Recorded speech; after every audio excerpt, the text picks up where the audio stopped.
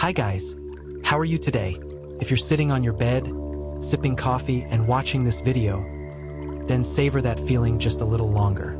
Because in just a few minutes, you'll be pulled back 3,000 years to a time when coffee didn't exist and beds were made of stone. Today, I'll guide you into a role, not a pharaoh, not a prophet, but a concubine. Not the main one, you're number 34 out of 97, and he barely remembers your name.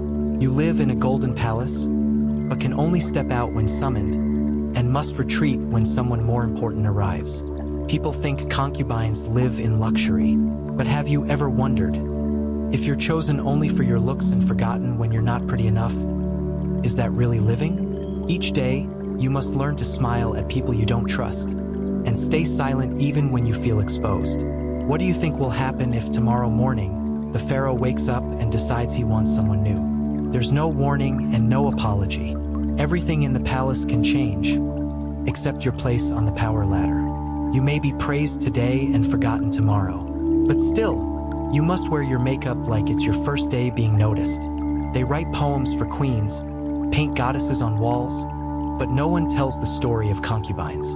Today I will, not to romanticize it, but to show you the quietest roles are often the ones that decide who survives. If you're feeling short of breath, that's normal. Your room has no window, and the incense ran out yesterday. Above you is a stone ceiling. Beneath you is a straw mat covered in linen, more luxurious than a slave, but far beneath a sacred cat. Are you ready? If not, that's fine. No one here waits for you to adjust. But if you want to continue, just take a deep breath, like every concubine has done before opening her eyes each morning. And if you enjoy this style of storytelling, don't hesitate to follow, only if you truly want to walk with me to the end of this palace. We'll start in the room where you just woke up, where every gaze turns away except for the lice and the cat. There's no magic in this story, only perfumed oils, crushed charcoal, and smiles more rehearsed than any dance. This could be your first day, or your last, as an Egyptian concubine. You wake up with an aching back, not from a bad dream, but from the hard, damp straw mat beneath you. The scent around you is a mix of cold stone, dried sweat, and leftover oil from yesterday's ritual, a perfume with no name. The first light doesn't come from a window, there are none, but from a crack in the loft ceiling, just enough to catch dust. You pull your legs in, trying not to disturb the cat sleeping by your pillow. It's worshipped, but you're not so sure about yourself. Your hair is tangled in clumps, stuck to your forehead. You slept like someone afraid of being forgotten if you lay too still. Footsteps echo in the hallway, heels tapping on stone, each step reminding you that the only thing approaching is roll call. You sit up, not because you're ready, but because staying down won't make life any better. No one wakes you up. Everyone's too busy securing their own place on the invisible ladder to favor. Your feet are cold. The stone floor absorbs heat like the hand of death reaching out each morning. You grope for the old linen cloth hanging by the water jar, clean enough to wash your face, dirty enough to leave your skin dry and tight. One shoulder aches. Maybe you slept on a pebble last night, but you don't have the right to complain to a rock. Drums sound from outside, 3 steady beats, announcing that today will be exactly like yesterday. You get up, stepping over 3 pairs of legs, still hoping for one more minute of sleep. This room runs on other people's breath. No curtains, no privacy, just a chipped clay jar to greet you good morning if you wake up late. You glance at your belongings. The chipped jar of lip color is still there, and so is the comb with missing teeth. Every item you own is proof that you're still here, even though no one ever asked if you wanted to stay or leave. Sometimes you wonder, if you disappeared tomorrow morning, would anyone even notice? But then the cat meows softly, and somehow that feels like enough reason to get up again. A young maid passes by the door, says nothing, places a tray of cold water down, then vanishes like smoke. That's all you'll get this morning. 1 cup of water, 1 passing glance, and a few minutes to remind yourself you're still alive. You look into the water, see your blurred reflection, not because it's dirty, but because your eyes don't dare look straight for longer than 3 seconds. Once you tried looking closely and saw features fading day by day. Since then, you no longer linger. You take a deep breath, run your fingers through your hair, and wonder, what kind of smile should I wear today to be remembered? In this room where no one teaches anything, you learn how to survive by watching those who've lasted longer. Some rise early, some rise beautiful. You try to rise without breathing too loudly, so as not to disturb the air. Footsteps sweep past the hallway again, quicker this time. Someone may have been summoned. Could be you. You move toward the door, and not because you want to, but because staying would raise questions. The stone tiles under your feet are just as cold as the first time you stepped in. That feeling has never changed. You don't know how today will unfold. But one thing's certain. Last night's sleep wasn't enough to recover. A new day begins not with sunlight, but with a ritual no one ever asked if you wanted to perform. You leave the room like a shadow, except shadows have the right to stay still if they don't want to move forward. Down the corridor, other concubines are walking too, one by one, as if all heading the same way without knowing the destination. No one says a word. Everyone's busy reviewing what needs fixing, or what might make them stand out more than yesterday. You know the overseer's eyes are watching. They don't need to speak. They just note who's late, who smudged eyeliner, who yawned. You glance to the side. Concubine number 33's blush is heavy today.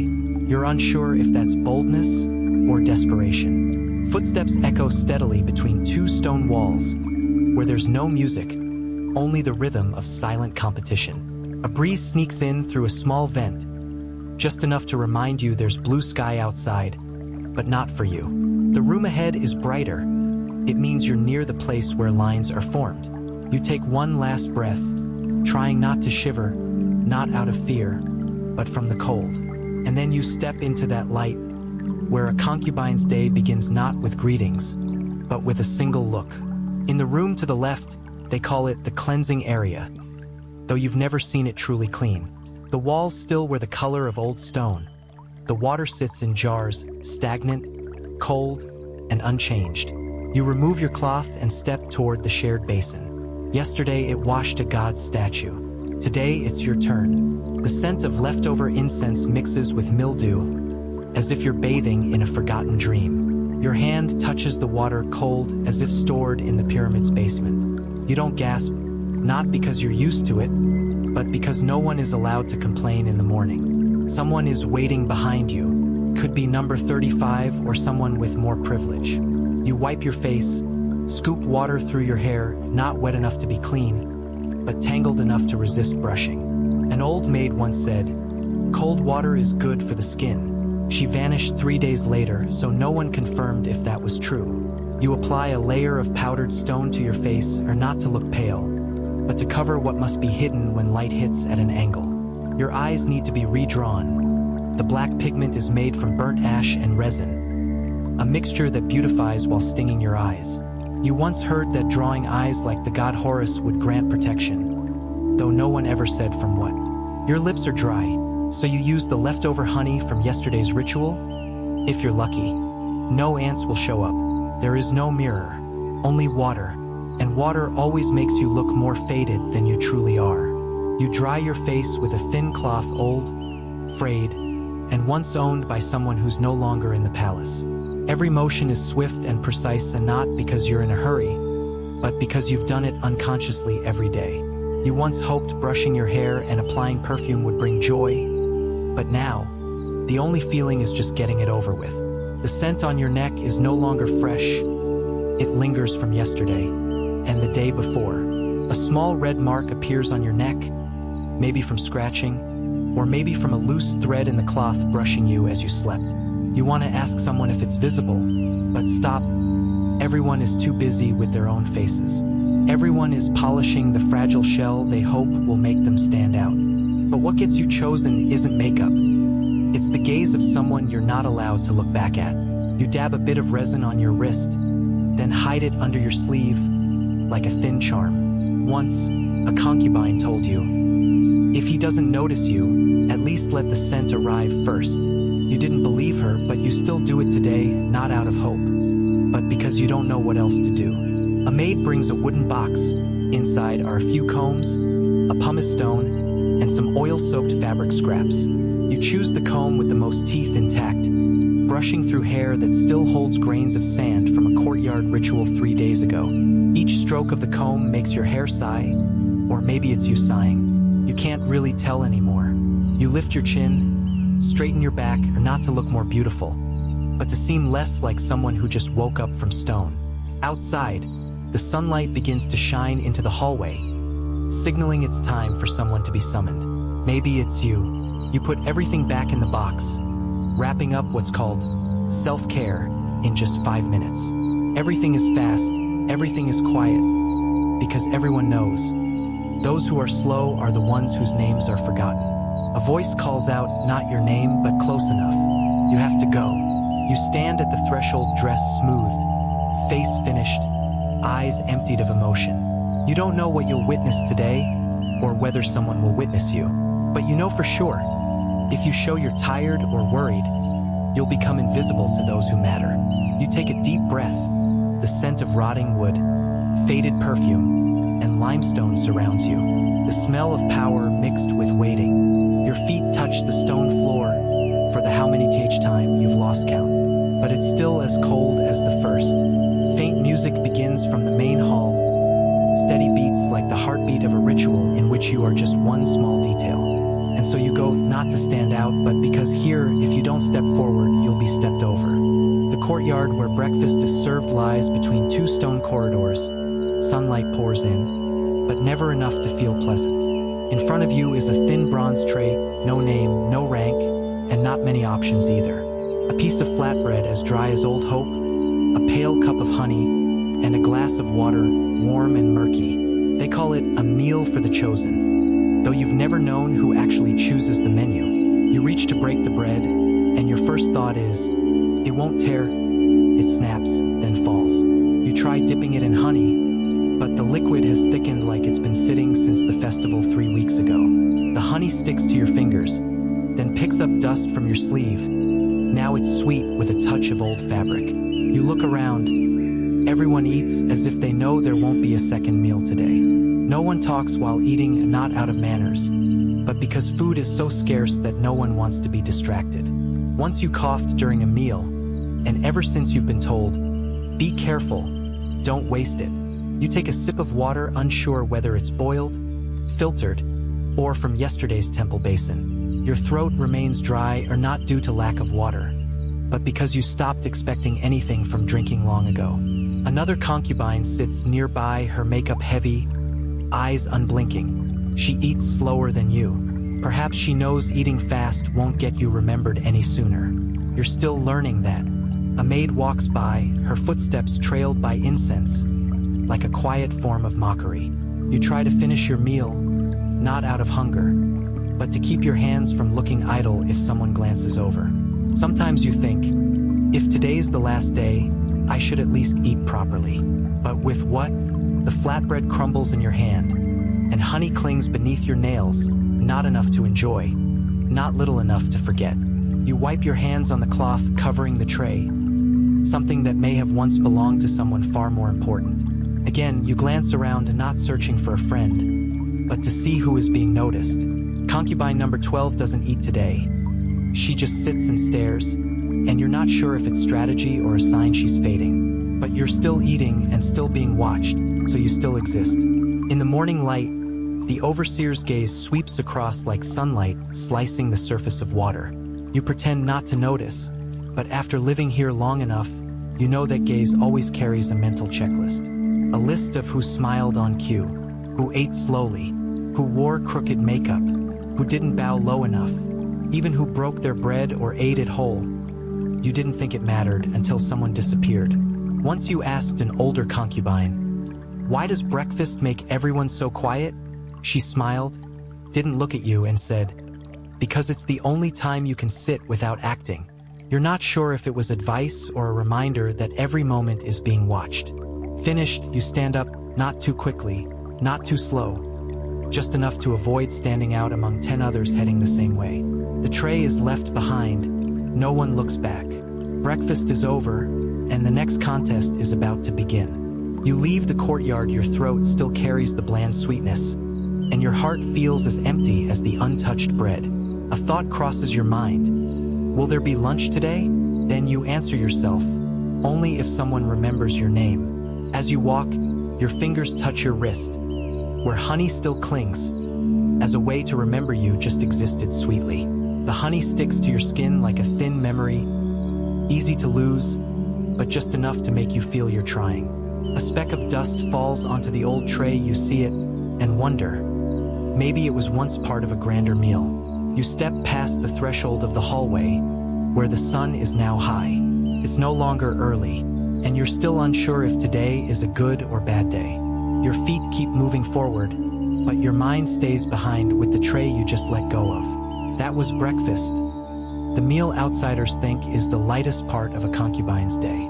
But for you, it's the easiest thing to swallow, and the hardest to forget. In the small dressing room, light filters through thin cloth, casting a blur that makes everyone look like they stepped out of a shrine painting. But you know the truth.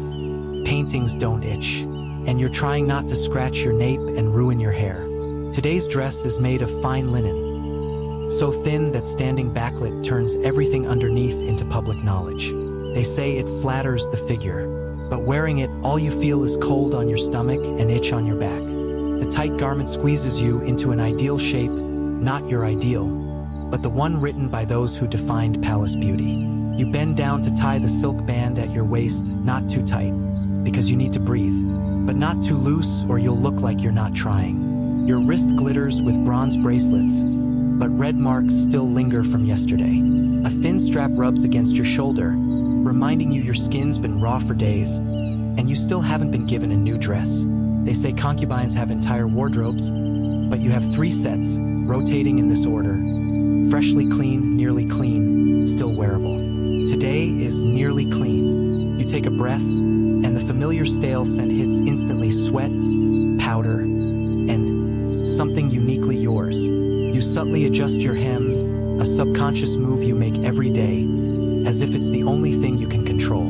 The back of your neck still itches, a dull sensation, not painful, but persistent like a rumor.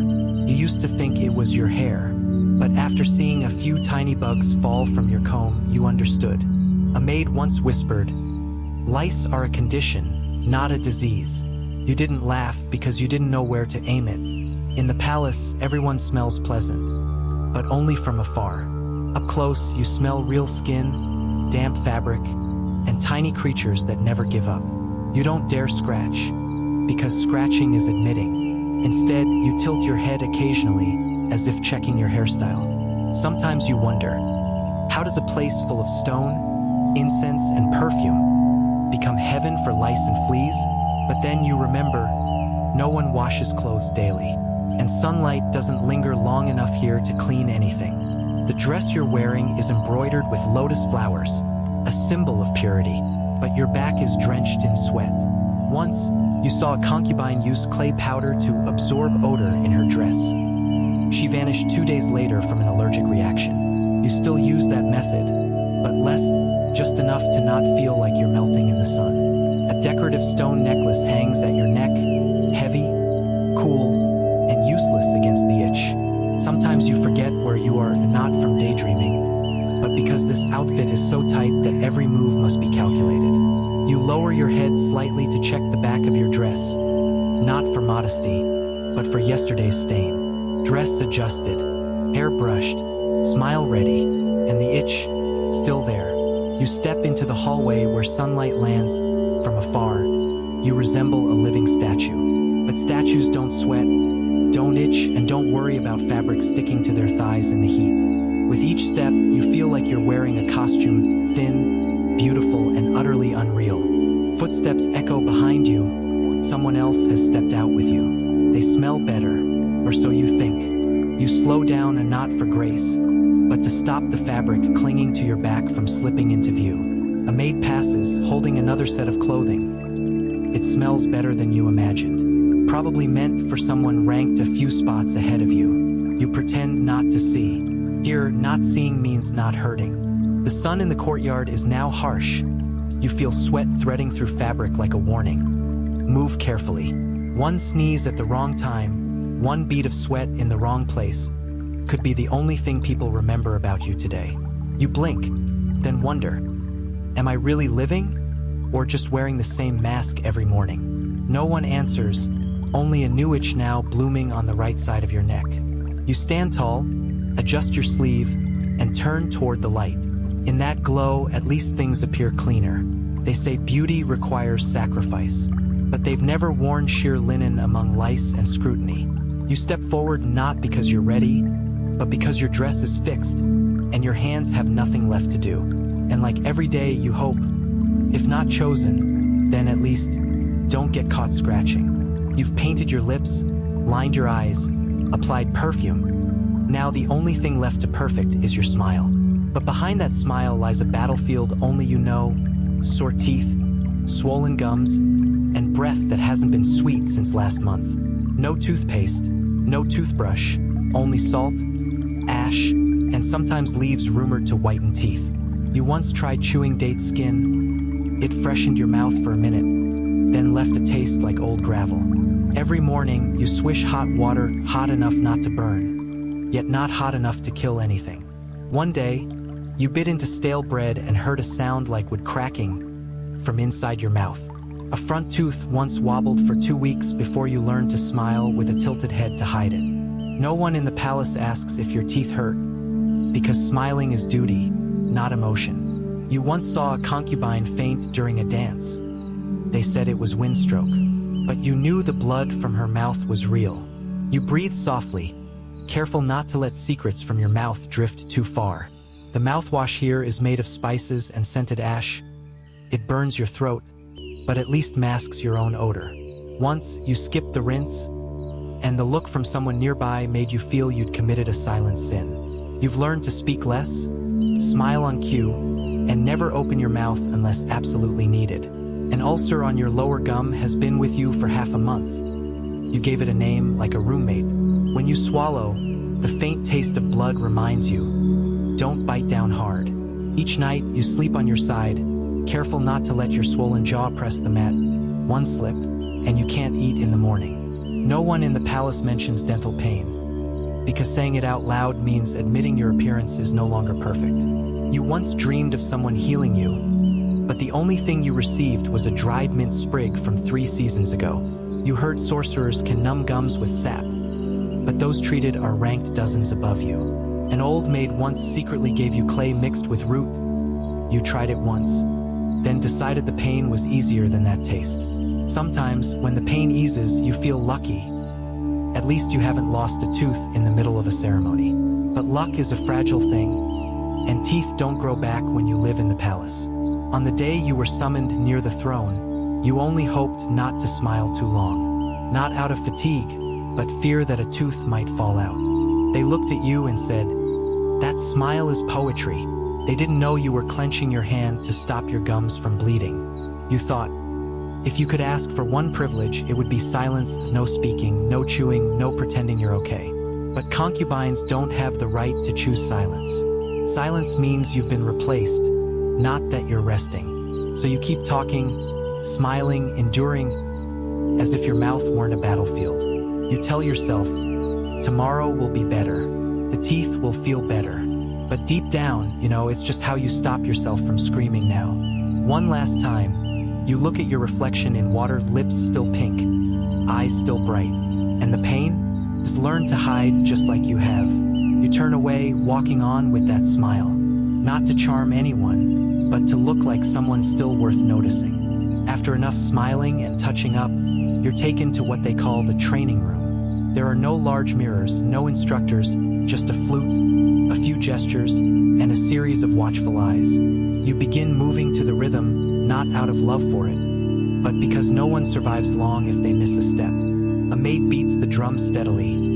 It's not loud, but it feels like every beat marks your mistakes inside your head. Right hand up, left foot out, every imperfect move will be remembered, even if unspoken. You once thought being a concubine meant waiting to be chosen. But waiting is only part, the rest is rehearsing without error. Some days you dance for 4 hours straight with no one watching, but you still dance, because someone might be secretly observing. Just like you eat breakfast, not to be full, but because someone is looking. You dance not from passion, but to be remembered.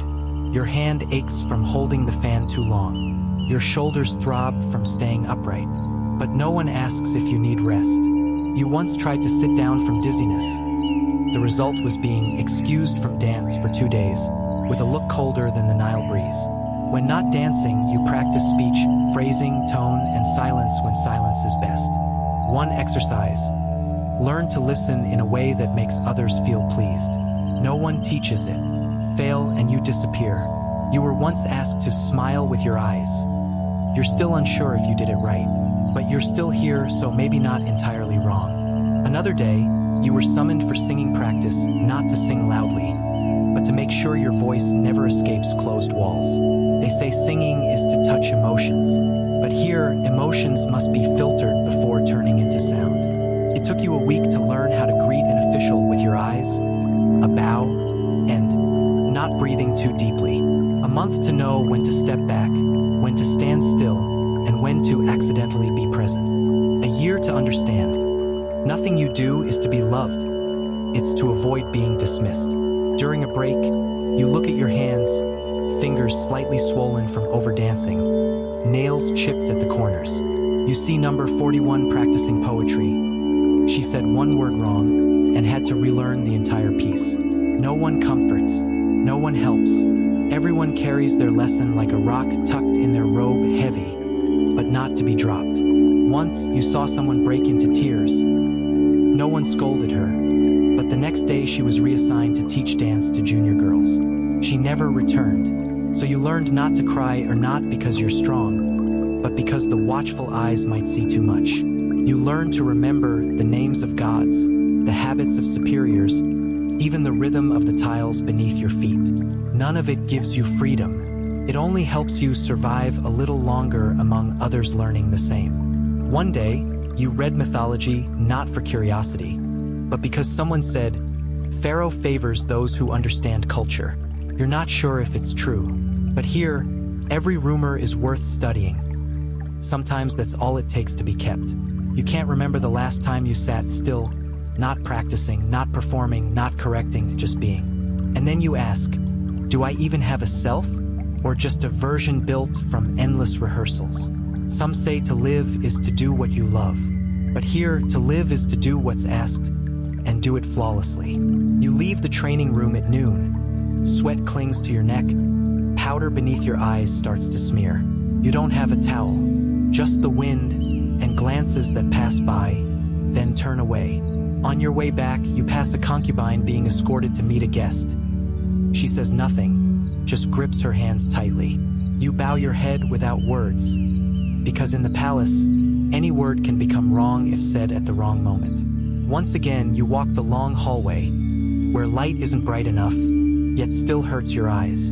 You're tired, your mouth is dry, and you're hungry, but you don't stop, because no one's allowed to stop. The work doesn't end with a bell or thanks. It simply pauses until another summons arrives. You no longer feel resentment. You feel used to it, as if this is the real shape of those who want to live longer. Each day you get better, not at dancing or singing or speaking, but at existing without letting anyone see you're tired. And you understand, in the palace, whoever can keep performing, that's who still gets to stand. As you walk past the west corridor, where few people go, you hear laughter, small, brief, and afraid to echo. A group of children are learning to dance, tiny steps repeated over and over, as if someone is teaching them to survive before they even know what living means. Girls aged 8 or 9, thin, pale, dark-eyed from lack of sleep, still trying to smile to the music. One girl falls while turning. No one helps. She gets up immediately, dusts nothing off, sheds no tears. You were once one of them, a tiny shadow trained to smile before your baby teeth fully grew in. In the palace, girls are taught obedience before they learn to write, and silence before learning to breathe deeply. An old woman sits by the door, hair silver, eyes cloudy, still stitching a cloth no one ordered. They say she was once a concubine. Now she's just someone too old to be remembered by name. No one asks if she had children, if she dreams, or if she wants to leave that room. She sits there every day, watching the children dance, then returns to her sewing, as if trying to stitch herself back together. You once thought that if you lived long enough, you'd get to do something besides perform. But looking at her, you understand. Sometimes living longer only means witnessing more. Not every woman in the palace is chosen, but all are forced to wait. The chosen worry about being replaced. The unchosen worry about being forgotten. Some do hair, write poems, bake bread, stay silent, but no one truly gets to be themselves. A pregnant concubine is led across the courtyard. She holds her belly, eyes avoiding everyone. In the palace, giving birth isn't a celebration. It's a test. If it's a boy, you might stay. If it's a girl, no one knows yet. Someone once whispered, if she's born a girl, teach her to smile before she learns to run. You once asked, has anyone ever left here? The answer was yes, but no one remembers their names. Older women fade into corners, where light doesn't reach and memories are no longer repeated. Some sew, some teach dancing, some simply wait for the day their names stop being called. In the laundry area, a 10-year-old girl wrings cloth with small, stiff hands. No one helps. You see yourself in her, same height, same way of biting her lip when afraid of making mistakes. You want to ask her name, but remember, no one asks names here without a reason. An older concubine walks by, her posture straight but her gaze hollow, as if emptied years ago. Once you heard her say, when I was young, I longed to see the Pharaoh. Now I just hope not to be seen. Another girl sits curled in the courtyard, messy hair, eyes closed, maybe meditating, waiting, or trying to disappear. In the palace, women are a collective sigh, long, steady, and never heard. You pass by a row of rooms. One once belonged to a concubine who died of fever. Now it stores old belongings. Each item was once part of someone, but now no one remembers whose. Sometimes you wonder, if you disappeared, who would notice first, your dresser or the cleaner? In the palace, you are a puzzle piece fitting somewhere, but easily replaced by any piece the same shape. A group of girls are learning speech, voices high, round, and forced like wind shaped into words. You pause for a moment, then turn away. Here, standing too long can be mistaken for daydreaming. Each girl will grow into a version of the woman you're trying to become. And you are just a version of someone who once walked these halls and is now never mentioned. All of them form a long chain, no names, no endings, no part different enough to be its own story. In the palace, no one is born to become someone. They are only taught not to disappear too quickly. They say if you're not pretty enough to be a concubine, you can learn to perfume the dead. You're unsure if that's comfort or cruelty, but once you're in that group, there's no returning to the main courtyard. Someone brews the wine used in rituals. Its scent drifts across the hall, but they're not allowed a single sip. Someone else is in charge of wiping the statues, a task never spoken aloud, but done precisely every single day. There's a group dedicated to scrubbing the stone floors after rituals. Sometimes it's animal blood, sometimes it's unclear. You once saw them crouching to clean, bare hands, gray rags, no one lifting their head even when others walked by. They're not allowed to touch offerings, not allowed to speak to concubines, not allowed to look directly at the statues, but they hear everything: idle talk, whispered names, and the sound of fear. One maid collects wilted flowers from altars. That fading scent clings to her like a perfume of sorrow. You once asked a kitchen worker, "Is it hot in there?"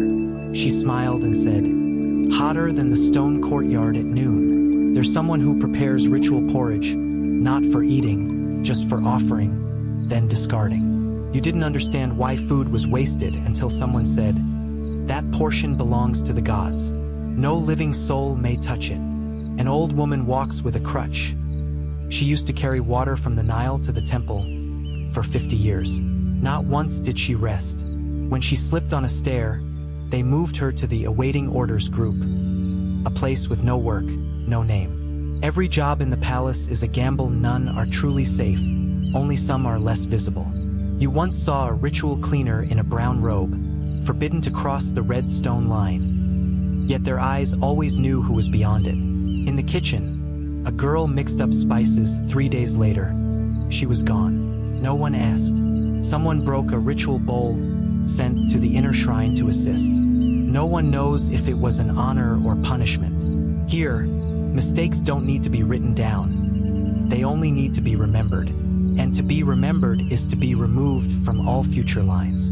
Someone once said, "Working in the palace is like walking on hot sand. If you stand still, you'll burn. If you run, you'll draw attention." So everyone walks evenly, just fast enough, just quiet enough, just invisible enough not to be called at the wrong time. You look at them, the ones no one praises, no one chooses, and realize, maybe they are the freest people in the palace, because they don't have to look beautiful, don't have to smile, don't have to shine.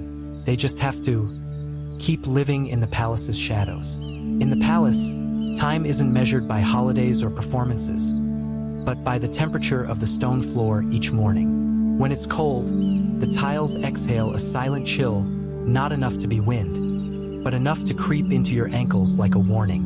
You once thought you lived in golden sunlight, but within stone walls, light only proves the sky still exists.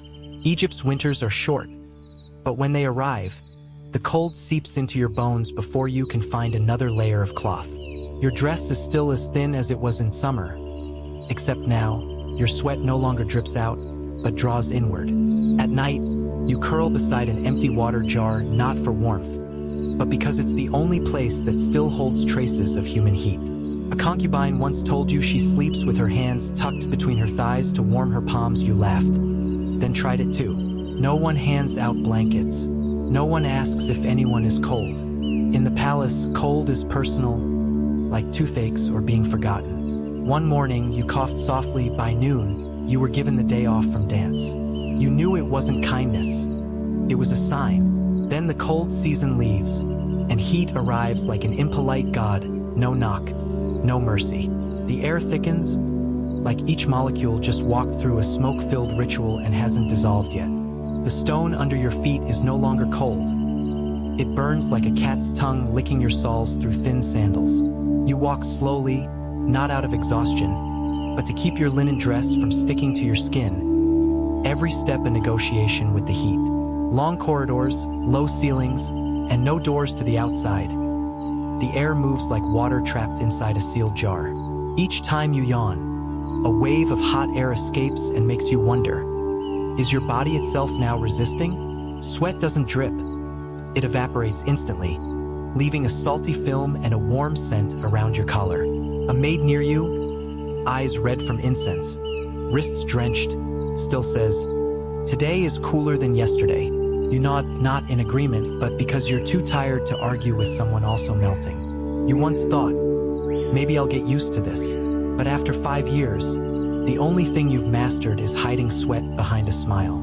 On festival days, you wear an extra layer of costume, embroidered cloth, gemstone trims, 3-tiered necklaces, under a 42 degrees Celsius sun. Someone once fainted mid-bow. No one caught her. Only her fingers brushed the ground, like apologizing for collapsing at the wrong time. You learn to breathe through your nose, slow and steady, so your lipstick stays in place and no one hears your panting. Each time you stand near the incense burner, you feel like you're being steamed from the inside, like an offering item. One day the sky turned gray, you rejoiced, but the ceiling still held yesterday's heat, and sweat pooled at your nape. On summer nights, the floor stays warm like a cat's belly, except the cat is worshipped, and you are only left alone if forgotten. You dare not complain about the heat, because heat means weakness. Weakness means falling behind, and falling behind is the first step to being replaced. So you say, "What a lovely day," then sit on a stone slab hot enough to fry bread, pretending it's a velvet chair. In the resting room, everyone shares the same scent, the smell of those who live in stone. Eat little, drink little, breathe less. A girl sits near you, back soaked, hair matted, yet she holds her head high, eyeliner intact. You don't know her name, but you remember her eyes, the kind that say, "I can still endure this." In the palace, those who can still endure are those who still get to stand. Those who endure better get to stand closer to the center. And those who can no longer endure are moved to the support group, or, for offering, if the timing is unfortunate. You once thought summer would be easier, no cold. But you realized nothing is easier, only different ways of sweating. In the heat, your smile dries like cracked earth, holding shape, but no longer alive. You begin to dream of breezes, not from meadows, but door cracks, dark corners, anywhere no one is watching. But in the palace, doors never open, and even shadows are already occupied. So you stand in the light, sweaty, sore, itchy, but still beautiful. Each drop of sweat rolling down your chin is unseen effort, silently acknowledged. In this heat, you don't wish for love, just for someone to let you sit down without judgment. But no one allows it, because in the palace, whether it's cold or hot, you must still stand straight, breathe lightly, and smile as if you are the wind. In the Egyptian palace, you're rarely truly alone, even when everyone else has left, because there are tiny creatures clinging to your seams, living in your stitching, and sometimes crawling across your back while you sleep. They're called the unnamed things, because saying their names is bad luck, yet not saying them doesn't stop the biting. You once woke in the middle of the night, not from dreams, but because your nape itched, a kind of itch that feels like something just arrived and stayed. You didn't scream. Any sound at the wrong time is seen as weakness. Instead, you scratched lightly, then stayed still, accepting this as the only roommate who isn't competing with you. The next morning, you look into a water tray and see a faint red mark behind your ear. You ask no one, apply nothing. Another concubine once joked, "Lice prove your hair is thick enough for poetry." You laughed, then scratched. In the palace, everyone smells nice, but fragrance doesn't kill eggs. It only makes them live more luxuriously. You were once given a herbal ointment for your hair, used it 3 times, then got warned about wasting the treasury. Once you saw a bug crawl across your pillow. It stopped right in the middle of a Horus symbol, as if asking for respect. You raised your hand to swat, then hesitated. The blood inside might be yours, or from whoever used the blanket before you. People say, "Don't worry, they won't kill you." But you know, they kill your sleep 1 hour at a time. One concubine got so used to them, she always carried a wooden comb for silent conversations with the scalp. You asked to borrow it. She said, "No, everyone must keep their own itch secret." You fix yourself, not to be beautiful, but because if you don't fill that gap, someone else will. In the palace, there's no reward for endurance, but those who endure better live longer. You used to think, maybe if I tried harder, I'd be noticed someday. Now you just think, as long as they don't call my name the wrong way, the way you walk, the way you sit, the way you nod, everything has been adjusted until nothing feels like yours anymore. You're no longer ashamed to stand among people better than you, because you no longer feel much at all. One day, you smiled at a cat walking down the hallway. It looked up and walked away. You envied it, could walk away, but you had to stay because you were taught patience is a noble trait. A new girl entered, young, beautiful, radiant. She passed by and asked, "Is it fun here?" You said, "Yes." You weren't lying. When you no longer have expectations, everything becomes easier to accept. Every evening, you rest your hand on your forehead, staring at the stone ceiling, wondering, if I disappeared, how long until someone replaced me? A roommate of yours once left. No one mentioned her again, and her bed was filled that very night. You didn't cry, because if you cry, who will wipe your tears? And if someone does, will they remember why? You learned something. To survive the palace, you don't need to believe in the future. You just need enough calm to get through today. Some days you smile all day, no one asks why. Some days you're silent, no one wonders. You're no longer a person. You're software, programmed by rituals, schedules, and reflexive, "Yes, Your Majesty." They say, women in the palace are protected. But you know, not being touched doesn't mean being loved.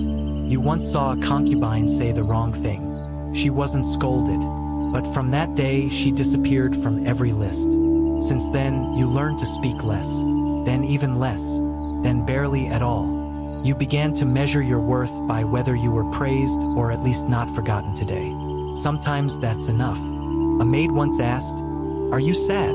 You replied, No, and honestly, you weren't sure that feeling existed anymore.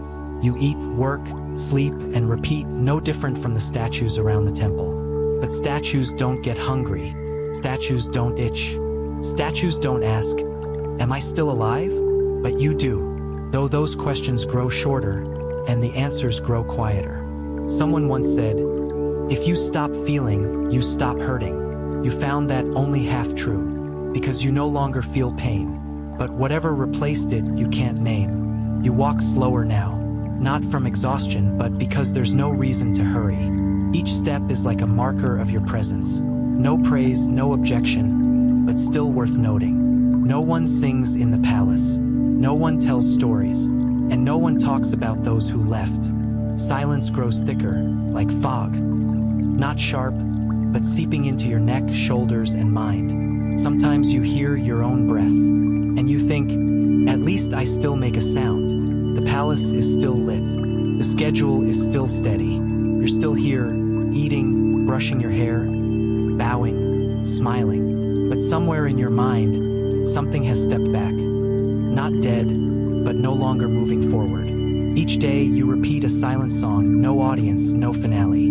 Outsiders might say, "Life here must be blissful." You nod, then turn away. In your heart, there's no hope, only routine. And that routine is what's kept you standing in this palace longer than most. No one rewards endurance, but if you endure long enough, you become part of the stone walls. Unshaken, untouched, and no longer needing anything. You understand. Surviving the palace isn't about rising up. It's about not disappearing into silence. And as long as someone calls your name in the morning, you'll keep walking, no dreams, no complaints, no expectations. When the last light withdraws from the hallway, you know, you've survived another day. No one announces it, no one claps, but you still acknowledge it with footsteps heavier back to your bed. The wind slips through the cracks in the wall, not strong enough to cool you, but enough to chill your neck. The stone floor stays damp. Even on hot days, it always keeps the moisture from old ceremonies. You remove your necklace. Each tiny jingle sounds like a farewell to a role just played. The thin rope comes off, not to free you, but to prepare for a sleeping position that avoids too much contact with the floor. You lie on your side, back to the wall, like every night. No one tells you how to face, but everyone sleeps the same way. A concubine in the corner sneezes. No one checks on her. Everyone here is too busy holding their position. A cat meows faintly in the courtyard. It sounds so real, you almost believe it called your name. You close your eyes, not because you're sleepy, but because they started to sting back in the practice room. The left side of your cheek touches the straw mat, dry, rough, but at least it's still yours. Each breath reminds you, you're not dead, but whether this is living, you're not so sure. You don't dream. It's been ages since sleep showed you anything, just darkness, and then morning. A girl next to you shifts in her sleep. Her back stays straight, even in dreams. Her spine remembers palace posture. You hear light footsteps in the corridor. A maid doing her rounds, or someone being summoned. No one in the room asks. Asking is a sign that someone still has hope. You pull part of your robe over your arm. It's not warmer, but it makes you feel like you're taking care of yourself. A small light on the ceiling, moonlight piercing a hole, landing squarely on your palm. You turn your hand over, as if holding the light means holding on to something that's still yours. Footsteps fade. The final wooden door clicks shut. The day officially ends. No one calls for you. No one waits for you. And you never really waited for anyone either. You whisper your name in your mind. No one hears it. No one repeats it. But you want it to stay inside your memory. Your name used to be etched into a serving tray. Now it's just a faint mark at the bottom of the bronze. You used to be chosen to sing during rituals. Then you weren't. You didn't ask why. Here, there is no reason. Only replacement. You pull your legs in and curl up like every night, the safest shape to avoid bumping or being bumped. A light breeze moves. Sand sifts through the cracks, falling beside your pillow. No one sweeps it. Sand belongs here like you. Someone sighs. You don't know who. Could be you or maybe a dream fading out. You open your eyes one last time. Not to see, just to check if your eyelids still respond.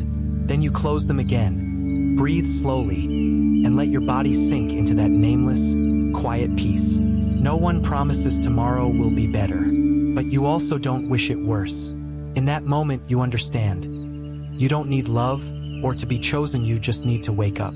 Not to live a concubine's life, just to see your name still on the morning roll call. You sleep, not for dreams, but because it's the last thing today you can do without pretending. The stone floor grows colder beneath you. The room stills further.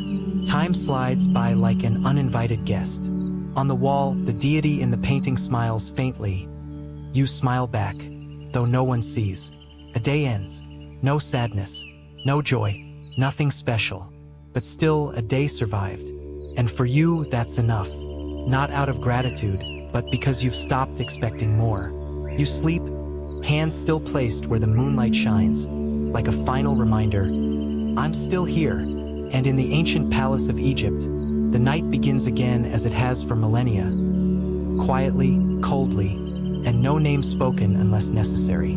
If you're still awake after 480 lines, welcome to the backstage of an ancient dream. A place where all statues are flawless, and everyone living beside them stays silent to fit the frame. You've seen the room, the mat, the falling moonlight, and a body long used to being invisible. Not a goddess, not a destined lover, just a name in line on a list. No prince ever wanders into the palace. No one mistakes you for the queen, and there's no magic. You won't rewrite history. You won't die tragically by a golden river.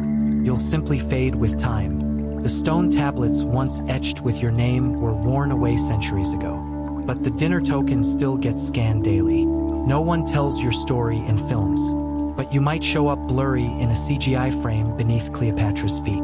And if you think modern life is stressful, at least you have shoes, a name card, and a private toilet. Here you can be pretty, but you can't be yourself. You're made up not to look good, but to look identical. You're selected not for your qualities, but for your measurements and silence. Every step aligns with rhythm, not of music, but of unspoken orders from the entire palace. So, if you could choose again, would you want to live in an Egyptian palace? Not to change history, just to feel grains of sand slip past your robe in a suffocating long night. Maybe you'd say yes. Maybe you'd want a taste of glory for just a day. Or maybe you're just tired of utility bills and forgot the value of uneventful peace. Either way, thank you for living through a full day with us as concubine number 34. If you still think life today isn't so bad, soft beds, hot water, and TikTok, leave us a like. And if you still want to go back to ancient Egypt for that royal experience, no worries. We've got a few spots left. Ha ha ha. Hello there. Thanks for taking a few minutes to stop by. I hope your day has been peaceful, or at least calm enough to hear a good story. If you're lying down or looking for something to relax your mind, then you're in the right place. Because tonight's story is one that no one has dared to tell before. You've heard of the Egyptian pharaohs, right? Kings of kings, ultimate power, blah blah blah. But honestly, being a pharaoh is worse than being an office worker with air conditioning. I'm not joking. You'll see soon enough. Oh, and if you're into those laugh so hard you sweat kind of stories, be sure to drop a like. And if it's your vibe, subscribing doesn't cost much energy. Definitely less than building a pyramid. Alright, turn on your fan, get comfortable, and comment where you're from and what time it is, because the story is starting. You think being a pharaoh is the pinnacle? With thrones, pyramids, and crowds bowing down to you? Sounds fancy, but it's not as fun as you'd think. Being a pharaoh means being watched 24/7 by the gods. Every move must follow omens. Dream of a snake, and you'll spend the whole day fearing assassination. Wake up to chanting, fall asleep next to a pile of offerings. And the food is fine unless someone poisons it. Oh, and you don't get to choose who you marry, because chances are you'll marry your sister, or your cousin, or both. And if you survive past your 20s, congrats. You'll be buried in a pyramid with 300 ceramic jars. But sadly, a few thousand years later, someone will dig you up, make a movie, and call you Tutankhamun. That kind of ending's too funny, so now, let me take you through what it's like to actually be the king of Egypt. Imagine this: you are a pharaoh. Every morning you open your eyes, not because you slept well, but because chanting starts at 5 a.m. People are praying for you, or asking the gods to forgive you for sneezing at the wrong time yesterday. You're not allowed to yawn or look tired, because at least 3 fortune tellers are watching you. They don't ask what you want. They ask the stars and say you should eat iris root porridge instead of honey today. You want to stand up, but you have to wait for a servant to pour blessed hand-washing water, sanctified by a priest last night. You haven't even washed your face, and the high priest is already giving a morning speech about the dream you had, because pharaohs don't have personal dreams. Every dream belongs to the nation. If you dream of a flood, it means one is coming. If you dream of a cat, the goddess Batet is telling you to reflect on your behavior. And if you dream of dying sorry, today you're not allowed to step out with your left foot first. Every action must be interpreted, and even silence is seen as a message from the beyond. You eat breakfast in a heavy atmosphere, not because of the heat, but because everyone's waiting for you to offer thanks before your first bite. You bow your head, touch the bread, then remember it's a holy day, and you can't eat in front of the statue. So you stand up, move your seat, face the Nile, and repeat a prayer you've known since age 5. Behind you, someone is taking notes on how you chew, so they can later write, "The pharaoh ate with a contemplative demeanor, as if speaking with the ancestors." You can't just go for a walk. First, you must complete the sunrise presentation ritual before the sun god. In front of the statue, you'll be fumigated with incense, anointed with perfume, and recite 9 short prayers and 3 long ones, without a single mistake. If you mess up, don't worry, just start the ceremony all over again. It only takes another hour, plus a few more suspicious looks from the priests. Sometimes you wonder if the gods are really that needy, but you don't say it out loud, just in case that god actually is listening. So you stay silent, like every day, and move on to the 8th ritual. Time to read the stars. They bring out 4 clay models of planets and discuss your fate based on the tilt of Saturn. One priest says today is a good day to grant pardons. Another says it's a sign of rebellion. You nod, even though you don't understand a thing. But you're the king, so you must appear wise. Finally, you're allowed to change clothes, but make sure it matches the prophecy from last night's dreams. Wearing the wrong robe might be seen as offending the god Sobuk, and Sobuk has crocodiles. When the sun is high, you're finally allowed to step out into the courtyard. For what? To chant yet another prayer. This one's the oath to maintain cosmic order. In front of the entire court. Feeling tired? Don't say it. Fatigue is a sign of disrespect. Hungry? That's fine. Just 3 more minor rituals before lunch. A servant leans in and whispers that the sky is cloudy, which is considered a bad omen. You look up, see no clouds, but you must pretend to be concerned, because the court is watching for your proper reaction. You cough lightly. A priest turns and says, "It could be Thoth warning us of inner turmoil." And just like that, an emergency council is called because you had a stuffy nose. By now, you've gone through nearly 4 hours of rituals, omens, and recitations, yet have accomplished nothing for the country. And you realize something: being pharaoh means acting like a god, all day long, even when all you want is to sit quietly, eat fully, and take a proper breath. But even breathing must be done in rhythm, lest people say you're sending wrong signals to the universe. Maybe you're starting to miss your 21st century bed. Back then, all you had to do was get up, brush your teeth, and turn on some music. No one made you pray at sunrise. After all the rituals, you're rewarded with your formal morning outfit, made of the finest linen from Upper Egypt. Soft, but also see-through, thinner than divine promises, and absolutely not sunproof. You think wearing gold is luxurious? Not really.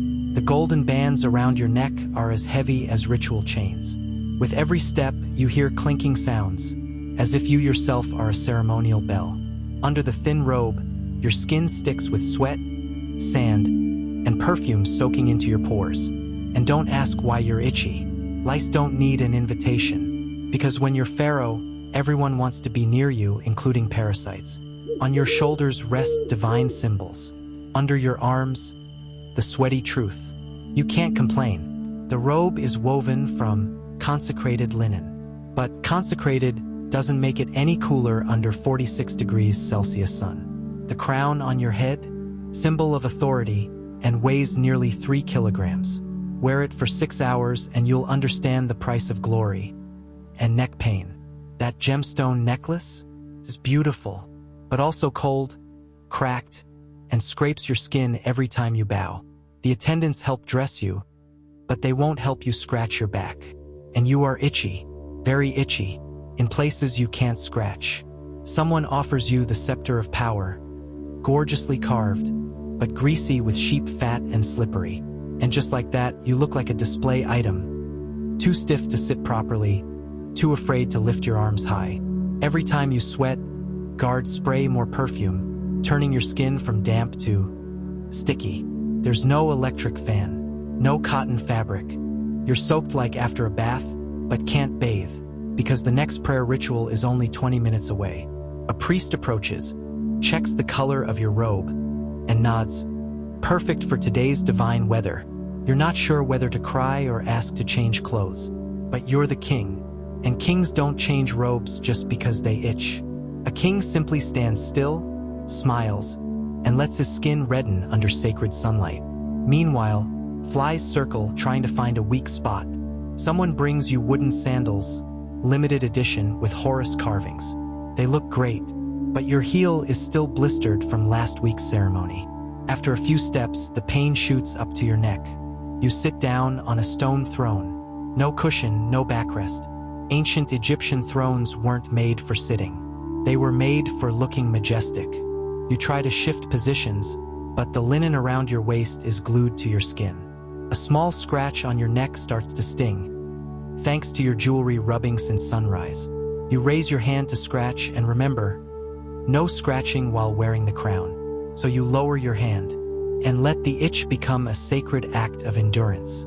The priests call it the patience of a ruler, but you call it holy torment in silence. And just when you think you've adapted, a golden strand from your wig falls into your collar. You do nothing because you're Pharaoh, and the itch is fate. After 3 hours of rituals, it's finally time for breakfast. On the table, leavened bread, barley beer, a few slices of goat cheese, and some honey, the premium menu of that era. You sit upright, solemnly, and recite 3 prayers before chewing. But when you bite into the bread, it's as hard as a temple floor tile.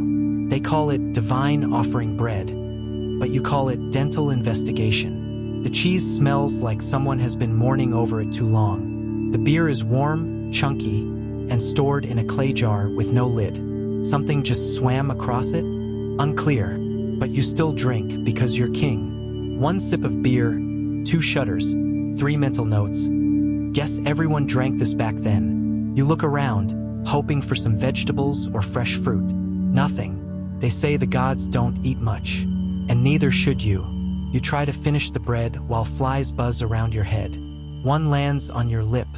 You wave it off, only to be reminded, don't show emotion during ritual meals. You force a smile, and remember, you're still not allowed to go to the toilet, because pharaohs don't go like commoners.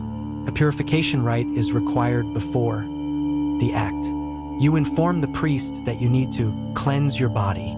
They understand and guide you to the back of the temple. It's not a restroom. It's a stone chamber, dark, cramped, with a small hole in the floor. No door, no lid, no water. You sit down. Well, not quite sit. You try to balance over a time-worn rock slab. The smell in there feels like generations of gods have left their spiritual marks. No toilet paper, just some reeds, or if you're lucky, a few sanctified palm leaves. You don't dare ask what toilet paper is. That concept won't exist for another 3,000 years. You finish the ritual and stand up, not in the proudest posture. No soap, just wood ash and a servant with a blank stare. You tell yourself, I'm the embodiment of Horus. Then you take a deep breath and realize your hands smell nothing like a god. You step outside trying to look regal, but deep down you just want a roll of silk tissue and a warm toilet seat. You mocked the cloudy beer earlier. Now you crave clean water so badly it hurts. But you can't cry. Tears are a sign of weakness and could be seen as a bad omen. A priest walks up. Is your Majesty's stomach at peace? You nod. While silently praying, no one discovers your recent spiritual event. You return to the main hall. The scent of incense thankfully masks what you're trying to forget. Someone hands you a date. You look at it like it's a divine miracle. You bite gently, chew slowly, and thank the gods you don't have to return to the purification chamber. Part of you wants to run back to an era with smart toilets and autosprays. But another part knows the day has just begun.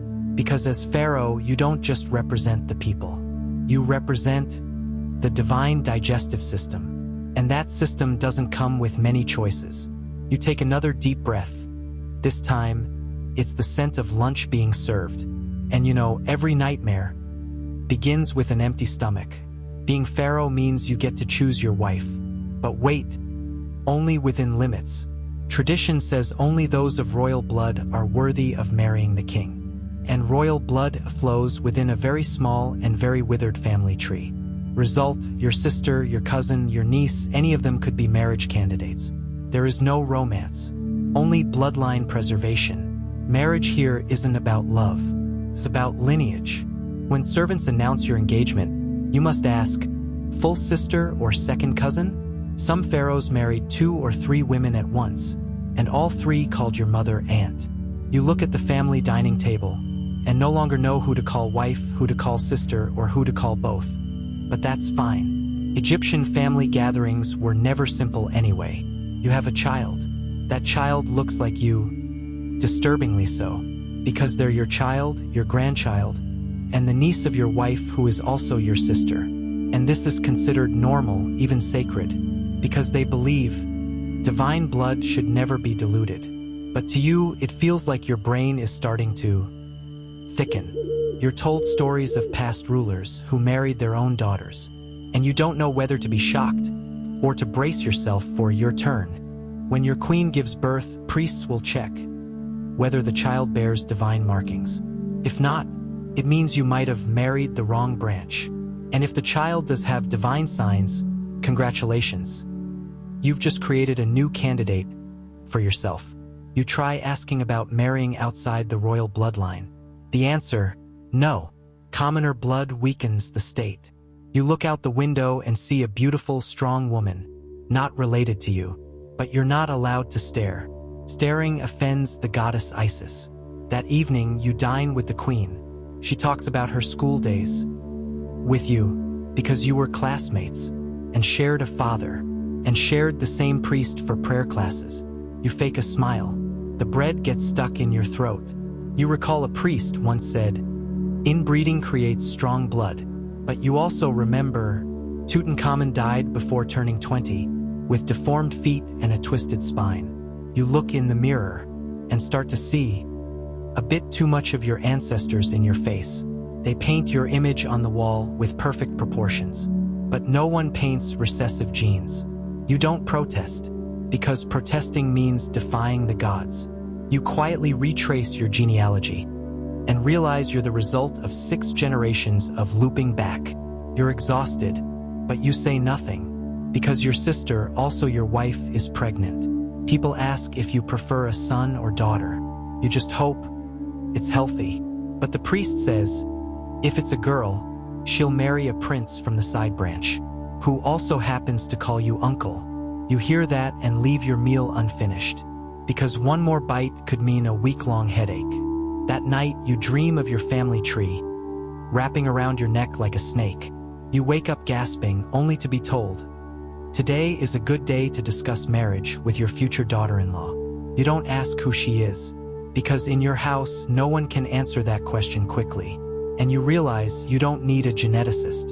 You need a new branch to breathe through. After morning rituals, food, and a few badly timed breaths, you're sent to the royal harem. Sounds peaceful, but the harem strains your neck more than the throne. You have to keep turning your head to make sure no one's looking at you with poison in their eyes.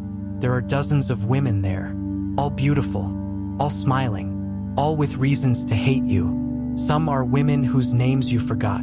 Some were sisters of your wife, now wives themselves. Some married you due to omens. Some due to political deals. And none truly love you. Each has a family, a goal, and a priest standing behind her. You don't have lovers. You have power blocks that wear makeup and smile politely. You walk into a room and are poured scented water, but you dare not drink it. A bird died in the garden yesterday. Could be a sign, or a warning. You sit, speak gently. One woman smiles, one bows, one stays silent. Silence in the harem is scarier than shouting on the battlefield. A tea gathering is a chess match. A glance could lead to 3 prayers begging forgiveness. At night, you choose to stay with the queen, but that word travels fast to those not chosen. The next morning, whispers echo through the halls. Maybe it's nothing. Maybe it's your final story. You try hugging someone and feel her hand, unusually cold, but you don't pull back, because showing doubt could anger 5 entire clans.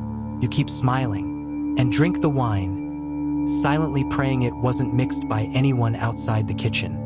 You recall the previous Pharaoh, who suddenly collapsed after a romantic dinner, and no one knew who did it, because everyone had a motive, and everyone denied it. You tried writing a letter to your trusted priest, but he had just been relocated for divine reasons. You consider escaping, but you're in the center of a pyramid with no exits. You sleep with a small dagger under your pillow, and a bigger worry in your heart. The next morning, you notice a small statue turned upside down. Could be a cleaning mistake, or a subtle warning. You head to court, still tasting the wine and the undigested doubt. Everyone looks suspicious. Even the breeze smells faintly of strange incense. And you realize power won't kill you. Loved ones can do it faster. So if one day your food tastes too perfect, start drafting your will. You are a pharaoh, but not the feasting in luxury kind. You're the ruler of a land full of rituals, temples, and schemes. Every day isn't lived, it's tested for survivability. You walk into the court, sit on the throne, where people expect commands, blessings, or divine signals. No one asks if you're tired. They just ask, what's the God's message today? You have to pretend you know, even if your mind is as empty as an uncovered clay jar. Someone brings a report. Villagers fought over prayer schedules. One side worships the sun god. The other worships the crocodile god. Both call each other heretics. And you, the one meant to represent both, are only allowed to smile. You declare reconciliation in the light of the gods, which means, please stop fighting, we're tired. Then a priest accuses another temple of misquoting a prayer. If true, it's blasphemy. If false, it's political slander. You choose neutrality by sending someone to measure the divine energy in the shrine. Meanwhile, you're informed the grain harvest dropped by 13%. Reason: people feared planting on the wrong lucky day because the divine calendar hasn't been issued. You must ask the gods for farming dates, meaning guess, then pray you're right. You don't even have time to breathe. Every breath is examined for spiritual meaning. A young prince just passed the ritual exam. They ask if you'll grant a reward. You recall his father subtly threatened you yesterday through a ceremonial poem. You reward the boy, but clarify it's due to a dream omen, not favoritism. During breaks, you can't go anywhere. Gods aren't allowed near bathing mortals. A senior official approaches. Your Majesty, shall we erect another statue of you in the east? Meaning, the Eastern power block doubts your loyalty. You nod and wonder how to maintain your image when your brain spins like a stone mill. You want to take a day off, but gods don't rest. One night, you fake illness to skip a ritual. The next day, rumors spread that Pharaoh was punished for evading worship. Every time you cough, the court holds a spirit-cleansing ritual. Every time you stay silent, they rewrite history, assigning you a cryptic divine message. No one ever truly asks what you need, because your role is to appear, as if you need nothing at all. And anyone who dares ask you a real question gets reassigned to statue-building duty in a distant desert. In meetings, you nod when you disagree and shake your head just to see how others react. No one trusts anyone. Every word is part of a performance, and you're the lead actor in a lifelong play with no rehearsal breaks. One day, you try to speak honestly. An old priest immediately faints. They say your words are divine truth. So honesty becomes a shock to the system. You smile. Everyone else smiles. But no one knows what they're smiling about. At sunset, you retreat to your chamber, the only place, maybe, without eavesdroppers. You sit and stare into the stone courtyard. In silence, you're a pharaoh, but you don't live. You exist, worshipped but not trusted. And you realize, surviving the throne isn't about power, it's about learning how not to become a target. Night falls, not a time for rest, but the start of your soul's next shift. You're a king, but before sleeping, you must ask permission from 9 gods through the divine slumber ritual. That means reciting another prayer, longer than the national anthem. Before that, you must rewrite last night's dream, so the priests can interpret it. They grade your dreams like philosophy teachers marking metaphysical essays. If you dream of water, they say you're anxious.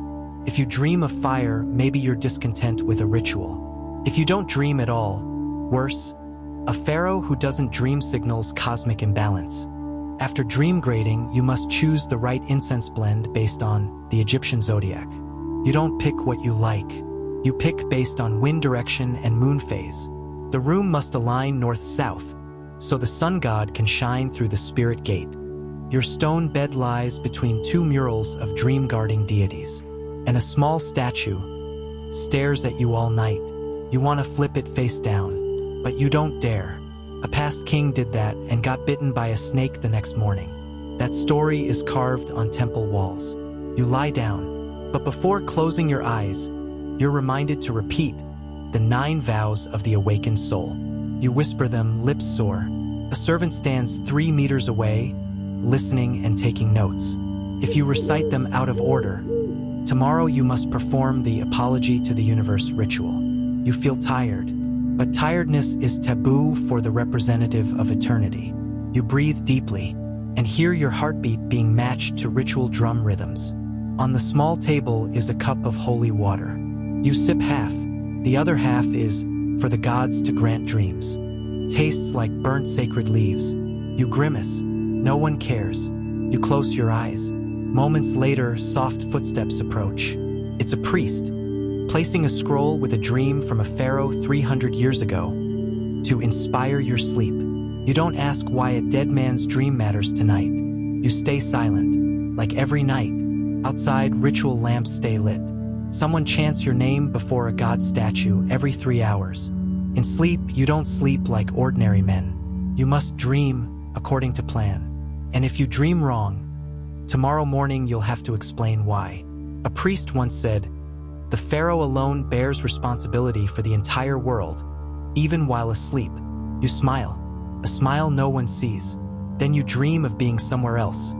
No throne, no prayers, no stone statues staring at you. But you wake up to the sound of the 3rd night watch bell. A servant brings you a scented cloth, quietly asks, "What did you dream of, my lord?" You answer, "I don't remember." The servant nods and writes down, "Empty dream, possible spiritual imbalance." You lie still for a few minutes, then sit up, because the sun is about to rise, and you realize you didn't sleep. You just completed an 8-hour ritual. Time to rise. The gods are waiting, and you still don't get any days off. You once thought being pharaoh meant a long life, ruling for decades, earning a place in history. The truth is, many pharaohs didn't live past 20. Some died in war, some died of illness, others died by fate. Fate is what they say when they don't want to say died suspiciously. Some were doing rituals in the morning and stopped breathing at dinner. People said it was the gods' will. But you know, sometimes the gods work in the kitchen. Pharaoh Tutankhamun died at 19. broken leg, high fever, weak genetics, and possibly murdered. His mummification was rushed, the heat too high. His flesh burned inside the coffin. Still, he was called the son of the sun god. Many after him died the same way. No warning, no investigation, just a short prayer. Then a new name. Being Pharaoh means you're always the center, but also the target. You live in temples, and you die in temples. No one's sure if they protect you or imprison you. One day you wake with a headache, and the servants are gone. Another day you eat something odd, and never eat again. No doctors, just someone examining your organs after death, saying, "He was punished by the gods."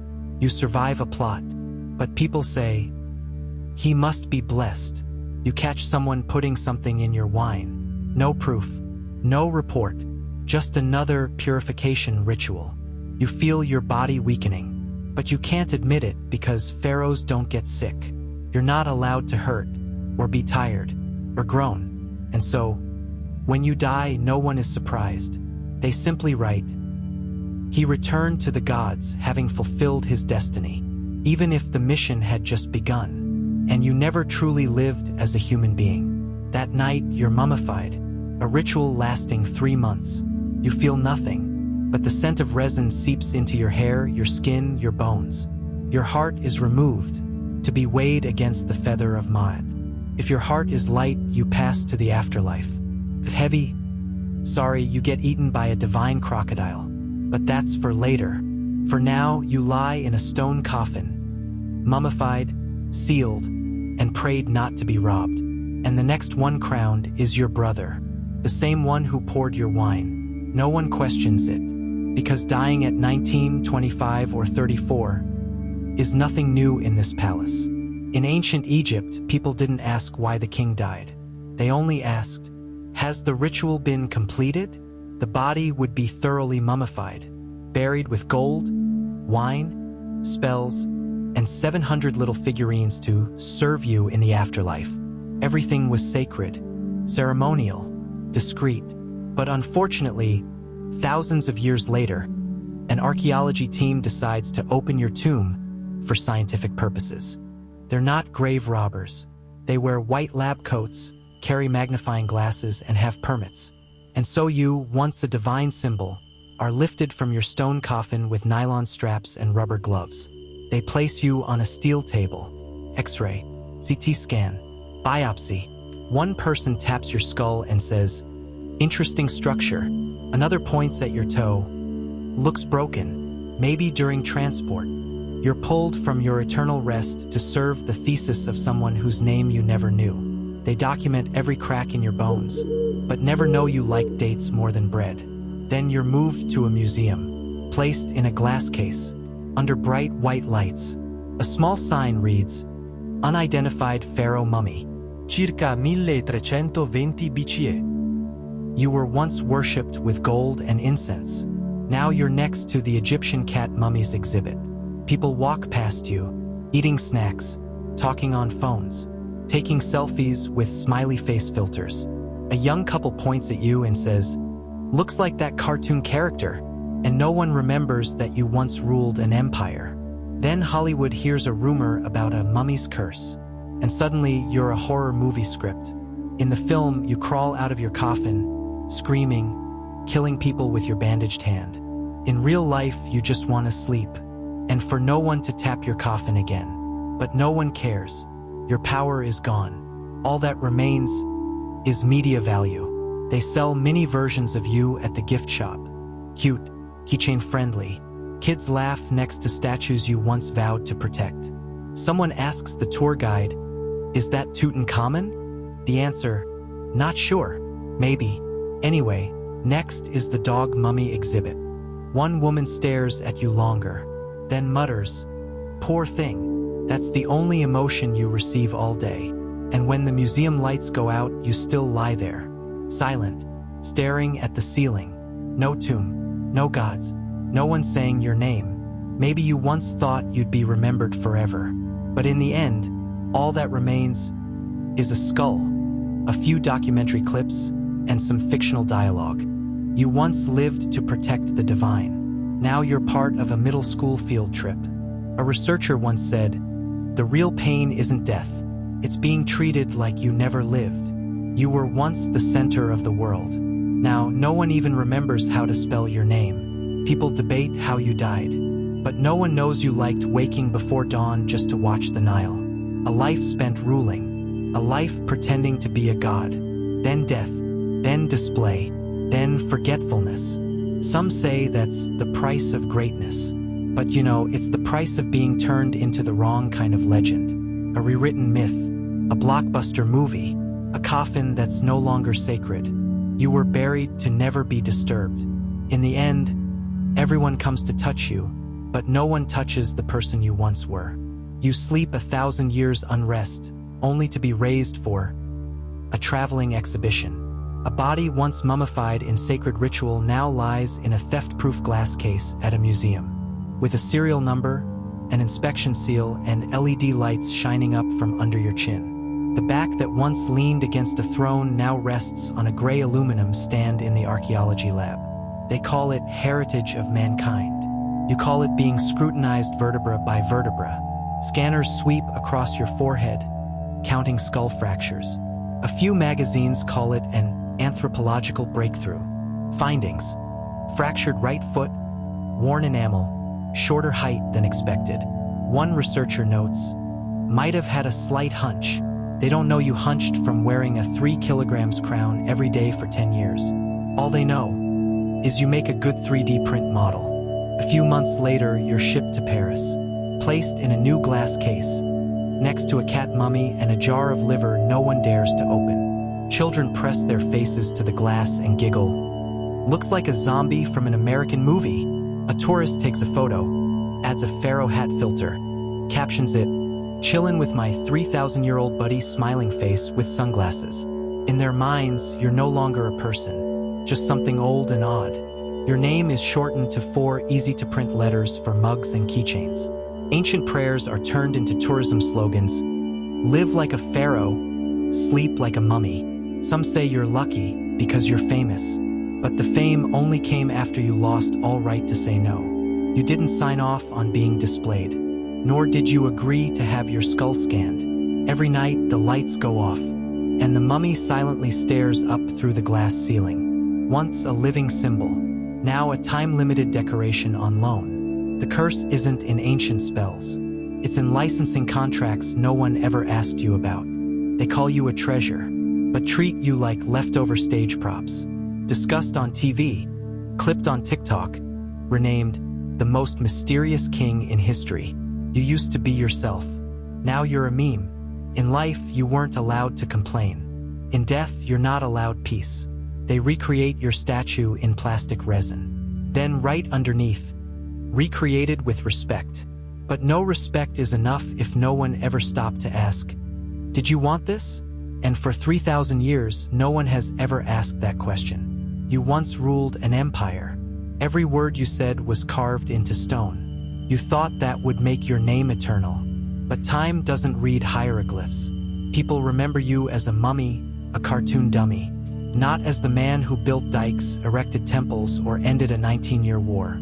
A historian once guessed, maybe he reformed the tax system, or just sat there, wore a hat, and listened to music, because the records are lost. The writing faded. All that remains is your body. And some Reddit threads.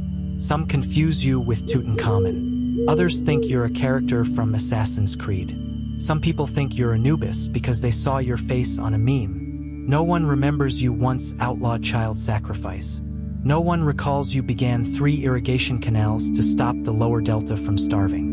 They only remember the big statue and the snake-shaped crown. Unless your name is Ramses II. Otherwise, you're just some king in a glass case. Some tour guides rush past your exhibit to save time for the cat mummy section.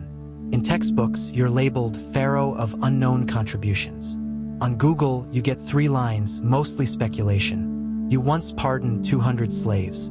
But now, no one pardons you from being forgotten. Some filmmakers used your image, then added laser swords and magical amulets. They raised you from the grave, gave you perfect British English, and had you chase the hero through a museum. With every new movie release, you're pulled further from real history for entertainment. Sometimes you think, if I had known this, I would have lived differently, maybe kept a journal, or carved your name a little bigger on the temple gate. But you once believed living righteously was enough for memory to remain. Now you see, all that's left is the shape. Everything else, made up by others. A group of archaeology students comments, "This guy probably wasn't that important." They're not wrong. Not because you were nameless, but because they don't need to remember. In a world where no one recalls who did what, as long as you look like something, that's enough. They make movies, redraw your face, add features to make it trend. You become a mashup of nostalgia, Hollywood, and a t-shirt designer's imagination. Your real achievements, still buried somewhere in the sand. Maybe one day, someone will uncover a small tablet. Maybe your name will still be there, among sun symbols and lotus flowers.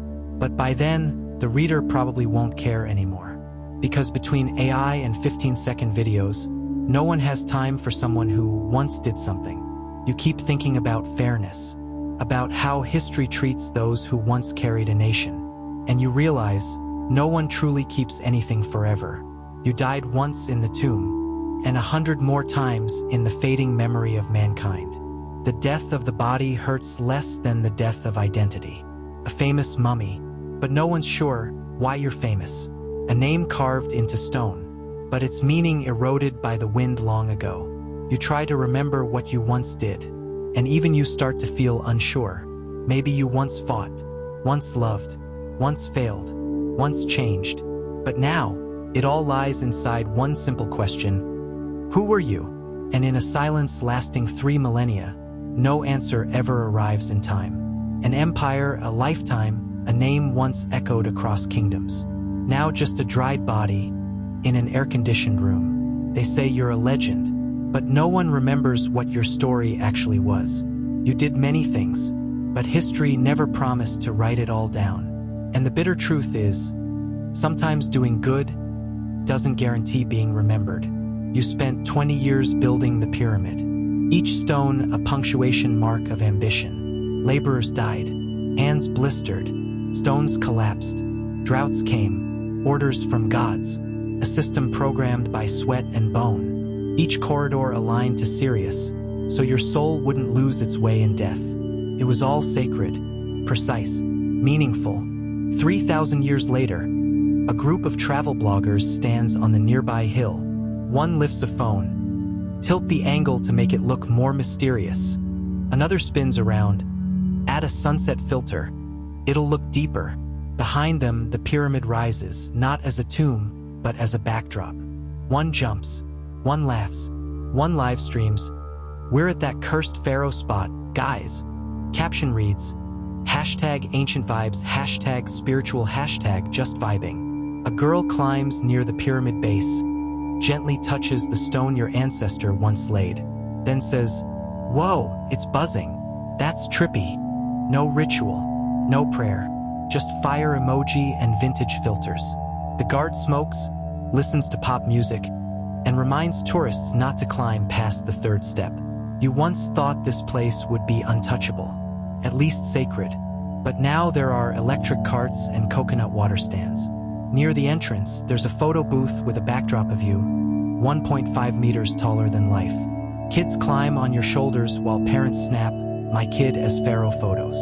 A Western tourist fakes an ancient Egyptian accent, "I am your king," then bursts out laughing. At the pyramid's foot, trash, bread wrappers, straws, flyers from the Curse Uncovered tour. A TikTok dance crew blasts EDM, and then, on sacred stone, they all start shaking their hips. Nearby, an old lady sells glow-in-the-dark pyramid keychains, made in Thailand. You were mummified with rare resins. Now they slap glow stickers on your face. Your protective deity statue once stood tall at the temple gate. Now dismantled for repairs, equipped with green LEDs. A trap music video is being shot. The altar of your ancestors is now the main set. The director says, "This place is sick, dark spiritual vibes." No one knows who lies here. No one needs to. As long as the shot looks good. The angle is mysterious, and TikTok's algorithm likes Egypt. You built the pyramid for eternal protection. Now it protects the views. No curse activated. Just a stabilizing gimbal. You thought immortality meant being remembered. But today it means getting remixed with background music. Someone asks, "Who built this pyramid anyway?" A young guide answers, probably some Ramses dude. Doesn't matter, really. You lie there, beneath millions of stones, hearing the future say, not important. You died building something you thought was eternal. Now it's tagged #CursedVibes. Someone spray paints a red heart and lover's name on the stones. You were once the spiritual axis of the universe. Now you're a trendy wedding photo backdrop. When was the last time someone bowed before you in silence? Maybe 2,600 years ago, or maybe never, and you realize, no monument is big enough to stop forgetfulness wearing tight jeans and dancing on sacred floors. Now you know, being Pharaoh isn't like in the movies. No epic soundtrack, no slow motion, just sweat, paranoia, and 4,000 years of scrutiny by people who weren't there. You thought being king meant ultimate power? Please get in line behind the sun god, Nile god, fertility god, death god, and an army of fortune tellers. Every meal is a ritual. Every nap is a plea. Every smile is a potential poisoning. Congrats. You live in a palace gilded with gold, but never dare open a window, because those inside might kill you, and those outside want your seat. And the gods? Always testing whether you're holy enough. Every morning is a performance. Every night is a moral exam by your ancestors. Then you die, young, or just exhausted. Then you're mummified. Then you're excavated. Then you're live-streamed. Every mystery about you decoded by a YouTuber in a neon shirt, standing in the desert. But you don't get to reply. No privacy. Nothing left to say. In the 21st century, you can turn off comments. Go offline. Travel without divine permission. In 1325 AD, at least you could ask a monk. In 1250 BCE, you needed a ritual, goat blood, and a sign from the heavens. If you're watching this video on your phone, congratulations. You are not a pharaoh. You have Wi-Fi, clean water, and no one's forcing you to marry your niece. So next time someone says, being king must have been awesome, tag them in this video. And don't forget, like, subscribe, and comment. I'll take Wi-Fi over a curse any day. Fire. Hello. Hopefully today you're not buried in deadlines and you didn't skip breakfast. Because after hearing this story, you'll be grateful, even for a moldy piece of bread. Imagine this, you open your eyes and find yourself in Japan during the samurai era. But instead of iron armor or war horses, all you have are bare feet and a sore back. There's no war drum, only the howling wind and the smell of damp hay close to your face. You're not a warrior. You have no name. You are a dirt digger. Others train with swords. You're sent to dump human waste. And if you think this is the golden age of the samurai spirit, you're in for a rude awakening. So how do you survive in a place where every harvest season sounds like a funeral procession? And why can't you, a modern human, last even a morning here? In the next few minutes, I'll take you through a full tour of Japanese-style hell, the raw version, no filters. If you like history stories, with the aftertaste of mud and tears, hit subscribe. No pressure, but if you survive the first part, we've got more wild rides ahead. Now, turn off the lights, lower the background noise, and imagine you're lying in a straw hut. The sky hasn't lit yet, but something just crawled across your foot. Outside, dogs bark and people shout. Not robbers, just tax collectors on patrol. You've got no money, no rights either. What you do have is a hoe leaning by the door, and another day begins in an era where every dawn feels like a burial ritual. And if you're waiting for a romantic moment, sorry, we're far past anime territory. Let's begin. Before sunrise, and before you head to work on an empty stomach, you wake up on a torn mat placed directly on the cold ground. The hut is the size of a closet, fits 3 people lying shoulder to shoulder, and blocks no wind. Every breath you take carries the scent of mildew, half-burnt wood, and stray cat urine. Your back aches, not from overwork, but from uneven ground and stones stabbing your spine. The sun's not up yet, but footsteps outside already keep you from sleeping. You pull a moldy straw mat over yourself. It's not warm, just makes the mosquito buzzing more bearable. Your hair is sticky, last night's sweat hasn't dried, and something just crawled out of your collar. You swat it away without looking around here. It's best not to know what you touched. One corner of the hut leaks. Yesterday's rain turned it into a black puddle where frogs hop near your pillow. Not a real pillow, of course. You rest your head on a bundle of straw tied with old rope, once used for rice or for corpses. Every time you turn, the straw rustles and bedbugs patrol like soldiers. Your feet are scratched, toes caked in dirt, and you can't remember the last time you washed them. There's no mosquito net, only spider webs and spiders above your head beam. The person lying next to you, maybe your younger brother or someone who ducked in last night to avoid robbers. You don't ask. Around here, if someone's still breathing, they get to stay. If not, they're out, no questions. You sit up. Your spine cracks like an old wooden door forced open too fast. Outside, the rooster's crow doesn't sound like a movie. It's hoarse, broken, and more like a sick man coughing. A dog barks, either at a stranger or from hunger. Nobody knows, nobody cares. You reach for your straw sandals. One is missing. What's left are bare feet. Cold mud seeps into your skin like needles.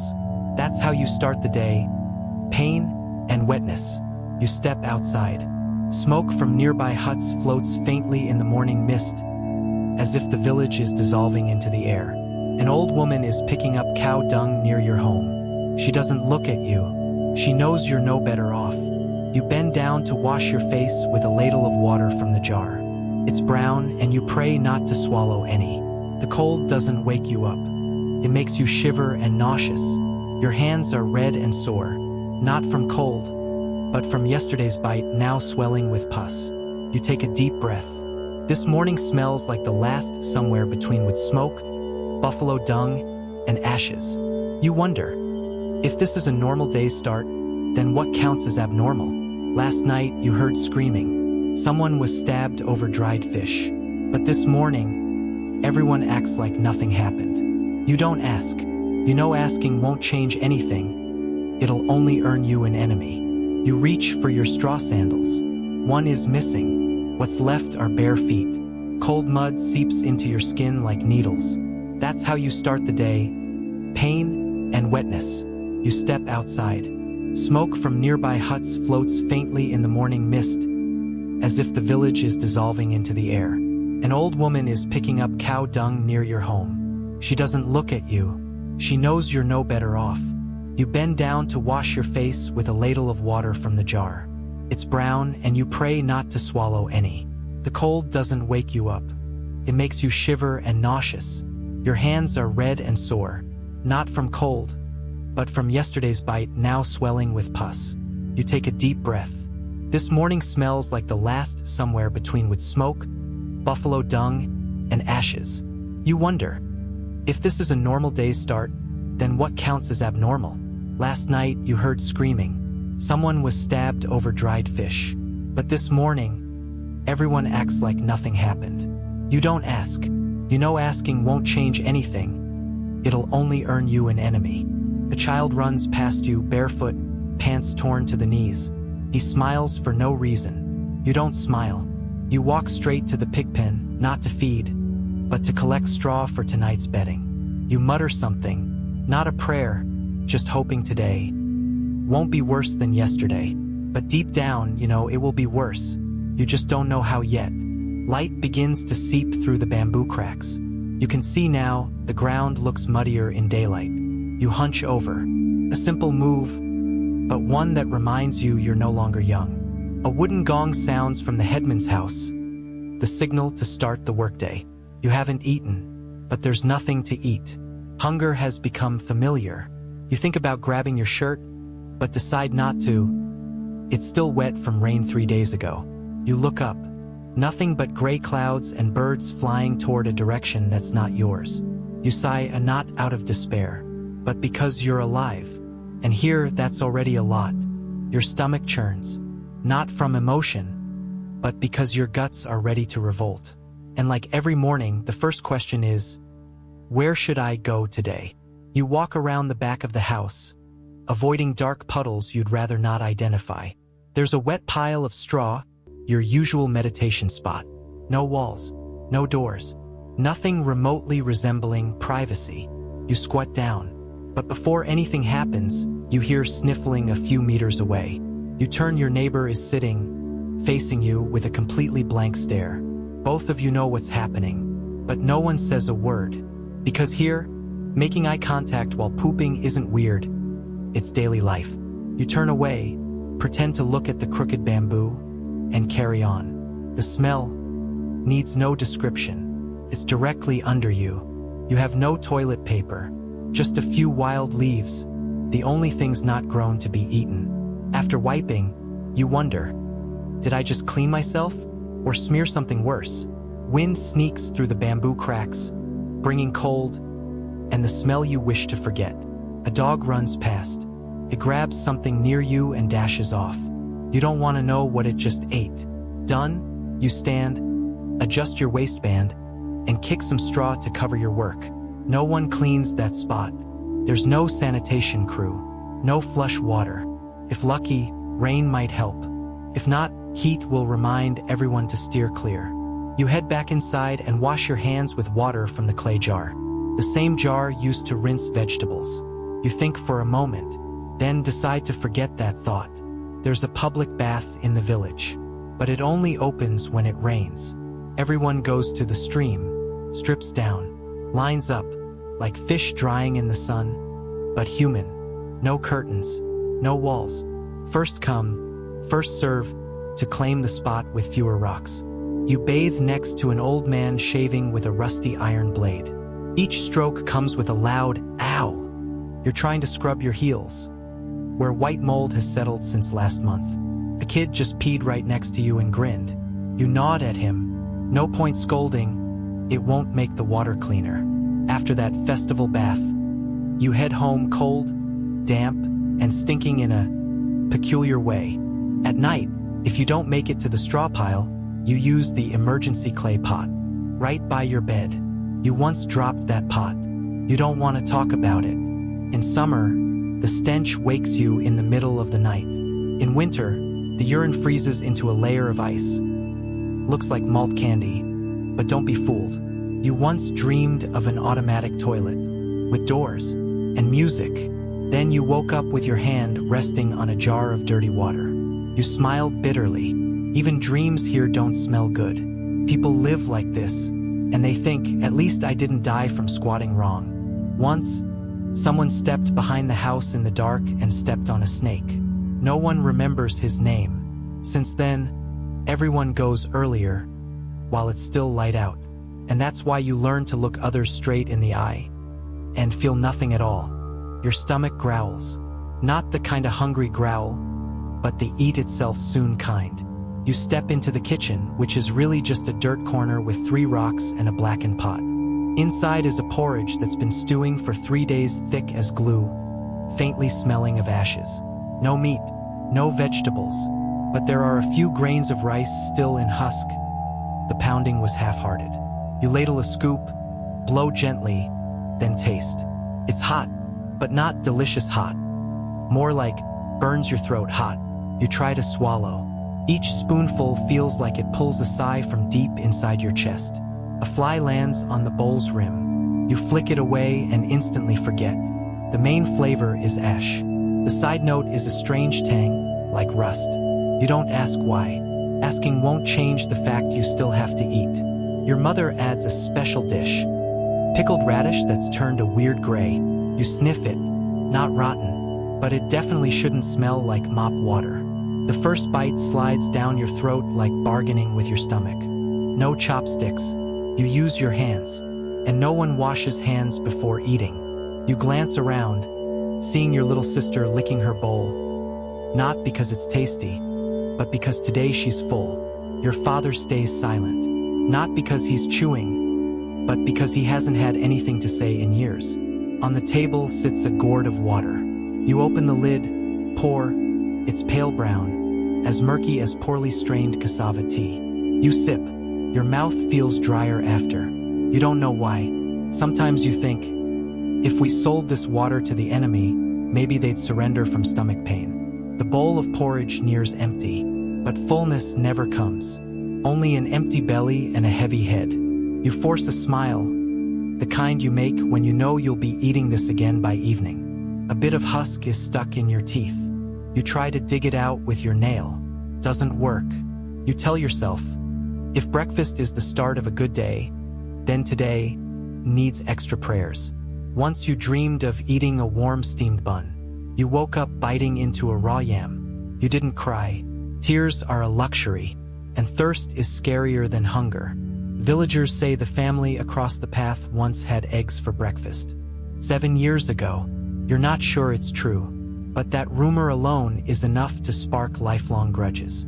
The smell of cold porridge rises like a reminder. Being alive means having to keep swallowing. A neighbor's child choked on a stone in his rice. His mother just patted his back and went back to work. No one dies from breakfast, but breakfast reminds people they haven't died yet. You stand up and place your bowl on the ground. Clicks, like it's groaning too. Outside, the sun begins to peer in, but it brings no warmth, just sharpens your hunger. You glance back at your meal and quietly ask, what even is this menu? No one answers. No one names the things that make them feel ashamed. If this is called breakfast, then the word eat is being insulted. You walk out of the kitchen. The bitterness in your mouth remains, unsure if it's from the porridge or the thoughts. A breeze brings over the smell of your neighbor's food, identical to yours. You want to gag, but you hold back because there's nothing left in you. A cat walks by and glances at you. It's not hungry. You are. You take a breath and tell yourself, well, being alive means getting to eat. But deep down, you wish you could just die. Right after lunch, you step out of the house, pulling at your half-dried shirt, the back still damp like it was licked by a cow. The clothes you're wearing are from last Lunar New Year. Today is mid-September. Never washed. Not out of laziness, but because there's barely enough clean water to drink. Every movement makes your shirt rustle like sandpaper scraping skin. Your pants are torn at the knees, patched with rope, forming a lumpy knot that makes walking awkward. You touch your collar. It's stiff like wood, hardened from old sweat. Brown stains on it, maybe dirt, soy sauce, or fish blood. Maybe all three. You have no other clothes. Your wardrobe is a nail hammered into the wall. Every morning, you pick the only option, because there isn't another one. You once tried washing your shirt with wood ash. It ended up smelling like spoiled sticky rice cake. A mouse once chewed a hole in your sleeve. You stitched it up and wore it again. Your belt is a dried banana rope, hardened, but at least it keeps your pants up. No shoes. Your feet carry cracks, blisters, and dried blood from scraped rocks. Dried mud clings from ankle to shin. You don't bother washing, it'll just stick again. You feel itchy, not sure if it's the fabric or what's living underneath. You scratch your back. A small lump falls to the ground. You don't pick it up. Something rattles in your collar when you bend down. Might be lice eggs, might not. The neighbor kid used to flick lice like marbles. He was really good at it.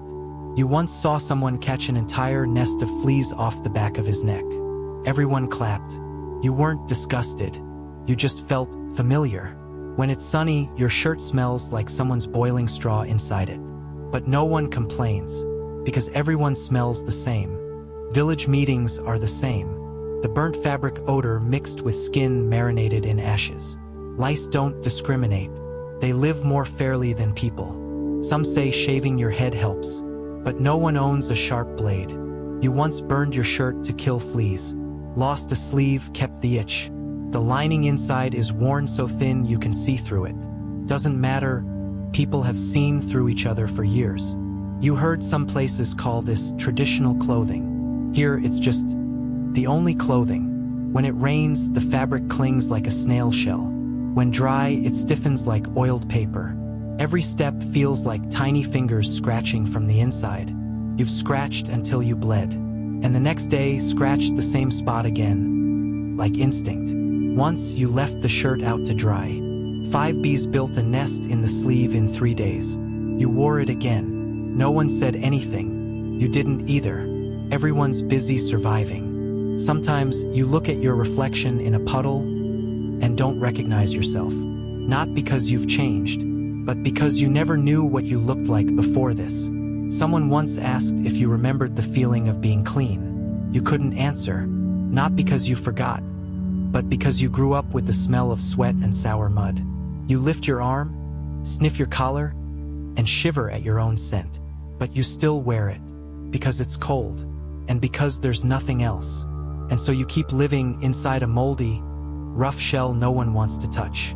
Your mouth is dry, not from thirst, but because your right molar has been throbbing for 3 days. You don't know when it started, but now every chew makes your whole body shudder. Feels like someone's jabbing a needle in your gum and twisting it with every movement. You press your cheek gently and immediately see stars. No dentist, no anesthesia, no mirror, just fingers and despair. The village elder once said, "Poke the tooth with a thorn to distract the pain." You tried. Now your tooth hurts.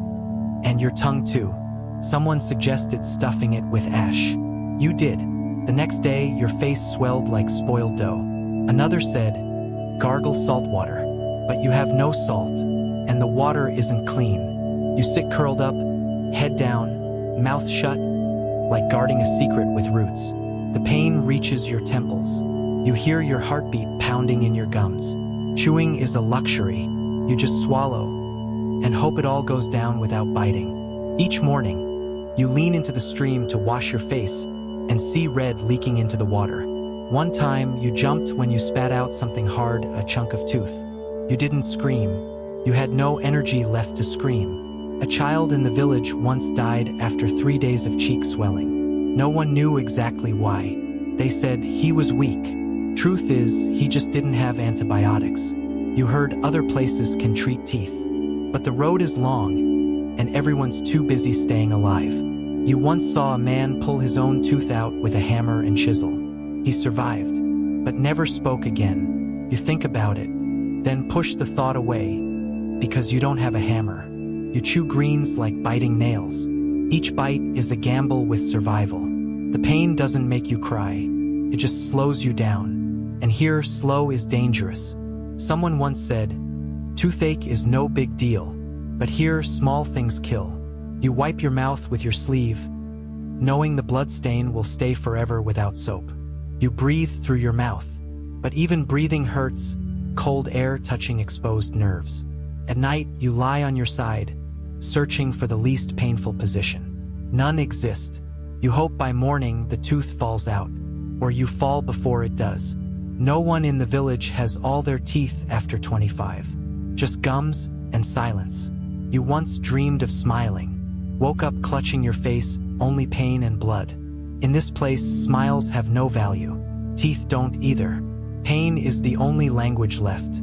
In the misty dawn, you head to the field, clutching your hoe and unfinished sleep. The ground is soaked, freezing, slicing through bare feet like a warning. You bury your head and work, not out of passion, but because there's no other choice. Your hands go numb before the rice takes root, and your back bends deeper into the mud. No breaks. No one waits for you to breathe. Someone collapses in the field. A blink later, everything continues as if nothing happened. Health isn't a topic here, just something to barely get through the day. Before the sun rises, your hands are already scraped raw, your shoulders burning from water trips. Rain means planting. Sun means harvesting. Storm means weeding. There's no bad weather, only unfinished fields. A rushed midday meal, a handful of cold rice and some greens soaked in ashes. The bitterness hasn't faded yet, but you bend down again like your stomach doesn't exist. Each day repeats itself, just like the wooden gong marking village hours. You once tried counting how long until a break, then laughed, here breaks mean burial. Once you had a fever, but still went to the field, vision blurry, head spinning. Rice won't plant itself. The 9-year-old neighbor carries buckets taller than himself, no complaints, no eye contact. You look at him, remembering when you were that small too. Only now your feet are hardened. No one taught you to farm. You were born into it like a shadow stuck to the ground. The oldest in the village is 70, but no one dares call it retirement. An old lady still sweeps straw every morning with a broken broom, not out of joy, but because survival demands movement. People say labor is glory. Here, it's a sentence lasting as long as your life. You don't know holidays, no office hours. The sun is your clock, harvest your calendar. Someone broke an arm, still bandaged up and weeded with the other. Pain doesn't stop anyone. It just makes steps a bit slower. A man died during harvest. His family kept collecting rice like the body wasn't even cold. You weren't shocked. That's just how things go around here. Once a sickle sliced your leg. Blood trickled into the soil. The rice still grew green. No one ever asked what you wanted to be. Here, the job chooses you by the calluses on your hands. Someday you'll collapse, someone else will finish your row. That's it. No name carved, no headstone, no speech, just a ragged shirt hanging near the stove and a shallow dent in the dirt where you used to rest your back. You once wished for rain, not to rest, but to work in cool water. Your only dream isn't wealth. It's to bend over and pull weeds with less pain. Some days you can't remember if you've eaten, too tired to taste anything. You used to measure time by seasons. Lately, you count it by recurring pain. Each morning, your hands no longer straighten fully, but you still go to work. One time you sat in the field, leaning on your hoe, eyes to the sky, realizing you were just like unbloomed rice. You stood up because everyone else did.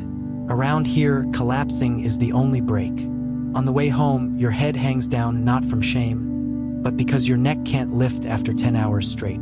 Passing a puddle, your reflection is blurry, not from light, but because there's nothing left to recognize.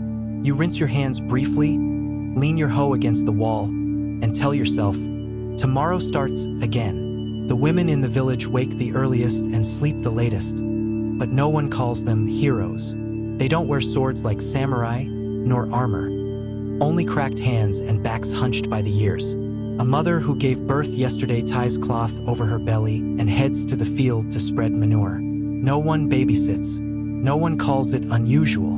The baby is placed in a bamboo basket, lying in the sun, barely shaded with a damp cloth. Cry if it cries, sleep if it sleeps. Whether it survives, only heaven knows.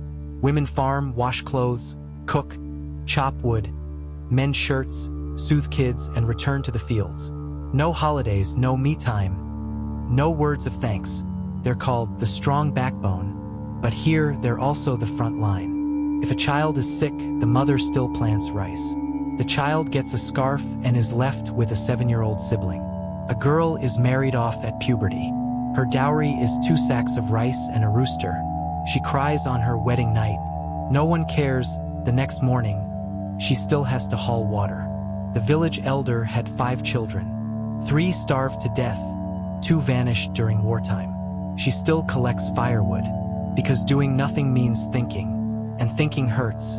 A 3-year-old is tied to her mother's back while she harvests. Each sickle swing passes inches from the child's feet. A 6-year-old girl knows how to start a fire, stir ashes, and cook porridge without burning it. At 8, she's tasked with guarding the stove while the family works, and knows how to suppress hunger. At 10, she carries water across 3 hills. Every time she slips, her mother cries quietly. Boys aren't better off. At 5, they lead buffalo. At 7, they glean rice. By 12, they work like grown men. No games, no recess, no such thing as childhood. A child once played jump rope with a fish-drying rope. It hit her eye, blinding one side. No one scolded. Adults only said, if she had worked instead, that wouldn't have happened. One child spilled the family's only water bucket. No porridge that night. The child wasn't beaten, but from the next day on, he never dared run again. The youngest always eats last, or not at all. When everyone's done, the youngest licks the bowls not from hunger, but to feel what eating is like. One baby died at 3 months old, too cold, and the clothes too thin. His mother sat silently all day. That evening, she still went to the river to wash clothes like usual. Not because she's strong, but because crying doesn't help anything. Children here learn silence early, and how not to ask questions that make adults sad. Once, a child asked, "Why are we poor?"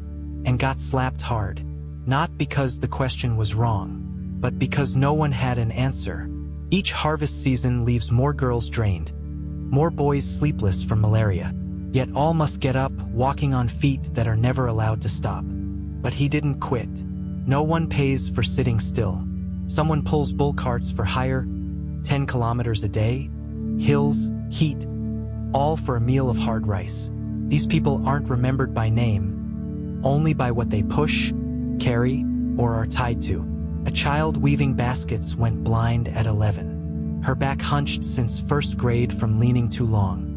Someone makes cakes, but never gets to eat one. Each slice takes a piece of her finger. The flour in the wounds itches for a week. The person who boils water for the public bath often gets blisters when they can't lift the lid in time. No one compensates. No one apologizes. But the pot still needs fire tomorrow. A sculptor lost everything when the Lord changed faith. He hugged his unsold statues and jumped into a well. Not all jobs die from exhaustion. Some die from being forgotten. Someone once wished to be a farmer. At least I'd smell earth, not blood. But after switching jobs, they realized, nowhere here lets you breathe without paying a price. You've heard people say, every job holds a life. Here, that life is short, silent, and dissolves in stench. Those still standing keep working. Those who fall are covered with straw, forgotten after 2 harvests. Life doesn't care if your job is noble or low. It only cares who's still breathing and who's stopped. Winter here isn't romantic white snow. It's a cold that cuts to the bone, sharp enough for your teeth to chatter audibly. You wake up with a layer of frost on your hair, thin like a sheet of fogged glass. Your breath turns to smoke, but not enough to warm your trembling hands. There's no fireplace, just a few damp sticks barely burning, filling the room with smoke. Every time the wind blows, the bamboo walls shake, letting in cold like knives on your face. You curl up in a torn straw mat.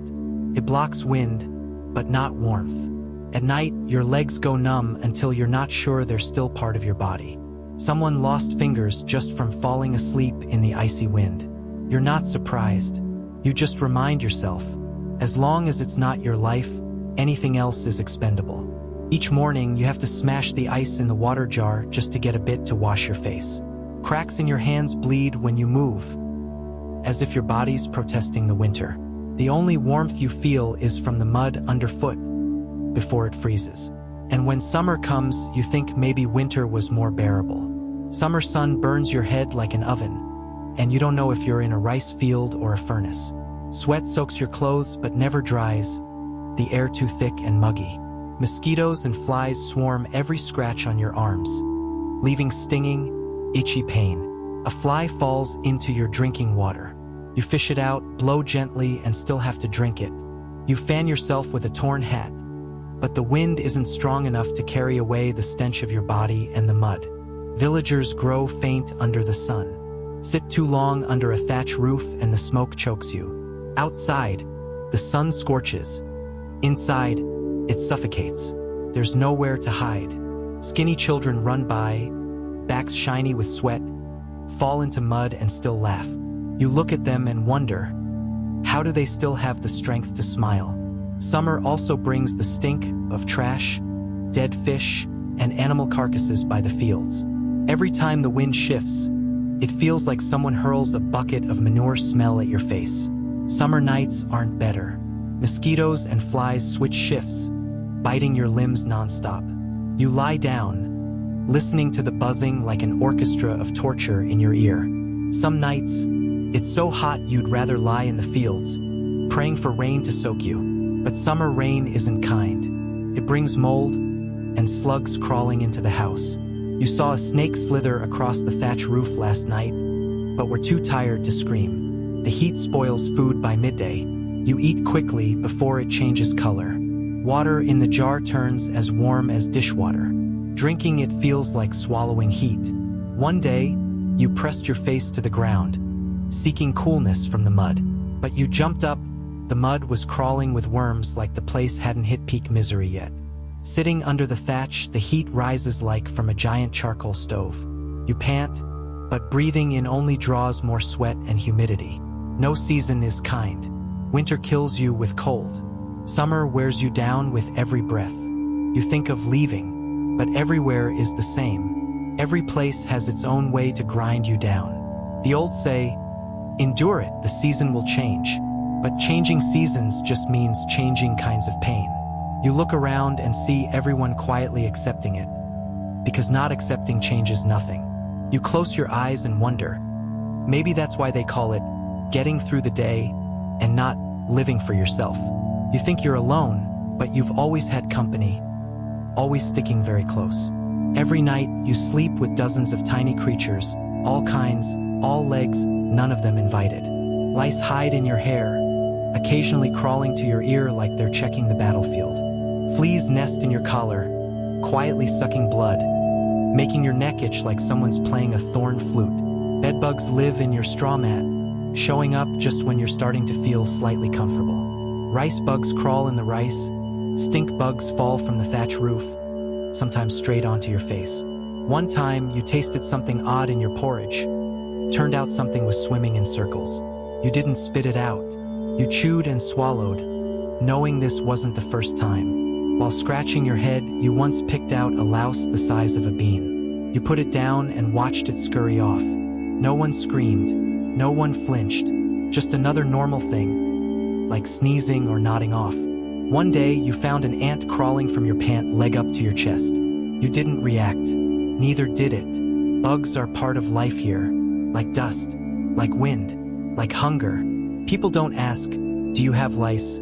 They ask, where do you itch the most? An old man once bragged about catching 7 fleas in one go. Everyone gasped in admiration. A neighbor's kid plays crush the bug with fingernails, counting carcasses to win. He's very good at it. You once burned your shirt to kill all the lice, only for the itching to return the next day like nothing ever changed. You've scratched until you bled, but the relief afterward almost made you feel grateful. Itching here isn't temporary. It's part of your biological rhythm. Villagers say, if you're not itching, you're probably running a fever. You go to bed knowing you'll wake up with at least 2 new spots to scratch. Someone once said, lice are a sign of life. You didn't know whether to laugh or cry. Bedbugs bite in lines. The more bites, the more work you've done. One day, you took off your shirt and found a line of lice eggs like a necklace of rice grains. You brushed them off gently and put the shirt back on. Not out of indifference, but because there's nothing cleaner to wear. Someone suggested shaving everyone's heads, but no one dared. Hair is the only thing helping against the cold. You dreamed of bathing clean, shampooing thoroughly, wearing scented clothes, then woke up as a bug crawled across your forehead. You once tried to rid yourself of lice in a day, but after a single nap, they returned. They follow you through seasons, through rainstorms and fevers. They never abandon you, and when your back breaks out, your neck swells, and your head itches like madness, you know you're still alive. Here, life isn't measured by heartbeats, but by how many times you scratch in a day. You don't live to dream. You live just to not collapse today. Every morning, you don't wake because you want to, but because you have to. No one asks what you want. Everyone already knows nobody gets what they want. Villagers move like shadows, never rushing, never stopping, never looking up. Everyone carries some pain, but no one has time to complain. You've heard the word hope, but it feels like a word for somewhere else, someone else. Someone said, to live is to have a reason. Here, to live is to not freeze to death in the field. Each day feels like a failed draft, copied over in the same tired handwriting. You walk, you work, you swallow, you lie down. Like a clock no one bothers to wind. One time, you stood in the middle of the field and realized, no one will remember you if you disappear. A mother carries a bundle of firewood heavier than her frail frame. Her 7-year-old daughter limps beside her. Neither says a word. They know. If they're still alive, tomorrow must continue. In this place, love isn't shown. It lies quietly under each hand, reaching to pull the other from the mud. No one writes poems about them. No medals. No statues. But if one stops, everything collapses. They know. So they keep walking. On tired feet, in red eyes, they live unseen, because everyone is too busy surviving. If you don't farm, it doesn't mean life is easier. It just means you get dirty in a different way, and die a different death. A fabric dyer goes to bed with dark purple hands, not from dye, but from skin blistered beyond recognition. They say that dye is beautiful, but no one asks how long the dyer survives. Across the way is the blacksmith shop. Hot, suffocating, and the fire doesn't care whether it burns metal or flesh. Someone forgot to pull up a sleeve. Since then, he only has half a left arm. Fishmongers live with animal guts, flies, and a stench so strong even dogs leave. In summer, their skin breaks out from constant contact with rotting blood. Some brew liquor, inhaling thick fermentation all day, drunk without drinking. But not everyone's lucky. One slipped into a pot of boiling syrup and vanished after a single scream. Papermakers work with ash, bark, dirty water, and glue so sticky it coats their hands all year. No gloves, no masks, just a stench that never leaves their skin. A charcoal burner so thin you can see the fire through him. He once coughed blood, but kept going because smoke's easier to breathe than hunger. A mat weaver got a thorn in his nail, it got infected, and they amputated a joint. Tomorrow continues, whether you're still breathing or not. You're not sad. Sadness is a luxury. You just feel cold and empty. Sometimes you look at the sky, not to pray, just to see something that isn't dirty. You once tried talking to yourself, but after a few lines, even you stopped replying. Your shadow stretches across dry ground, looking like someone who has nothing left to lose. One rainy day, you didn't take cover. You let yourself get soaked, because being dry wasn't more comfortable. Someone said, enduring is strength.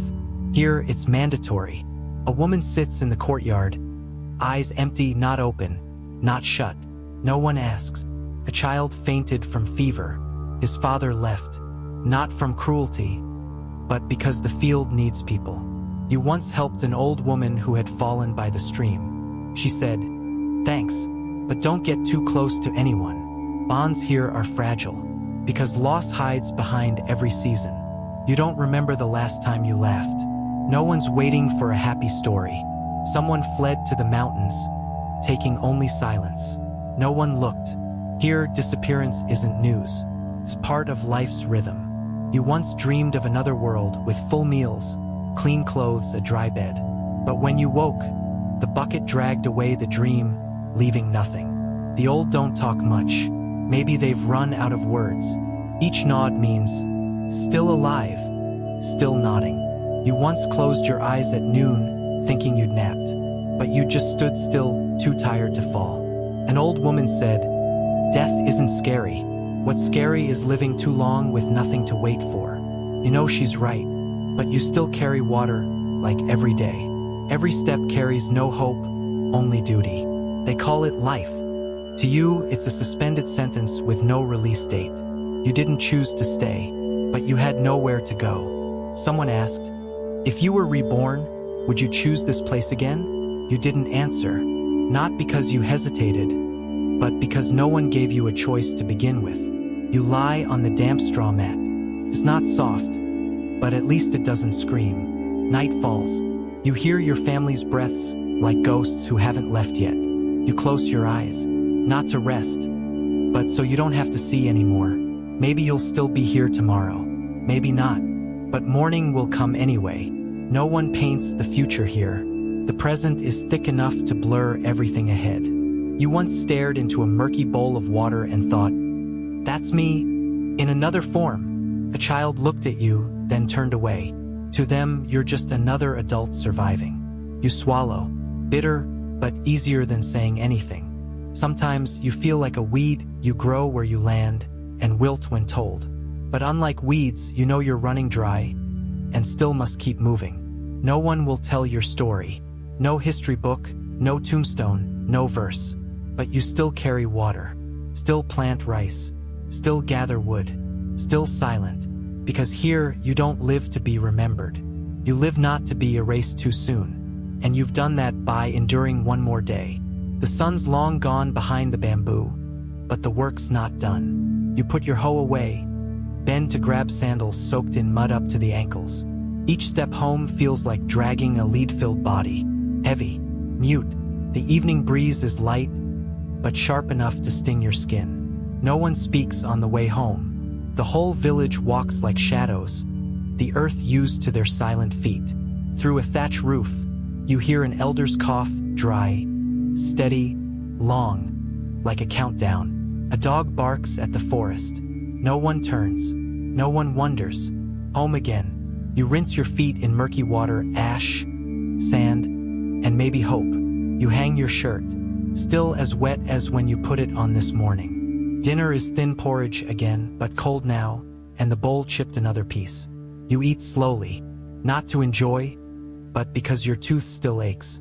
Every chew scrapes pain, but you still swallow. A child dozes beside you, gripping a wooden spoon. No one wakes him. Everyone knows. Sleep is the only thing without consequences. An old woman sits in the kitchen corner.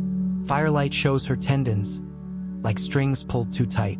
You don't talk, not from anger, just because there's nothing left to say. Outside, insects hum a background tune, as dull as a communal sigh. You lie down on the straw mat, cold, hard, sharp with broken stalks. You don't move.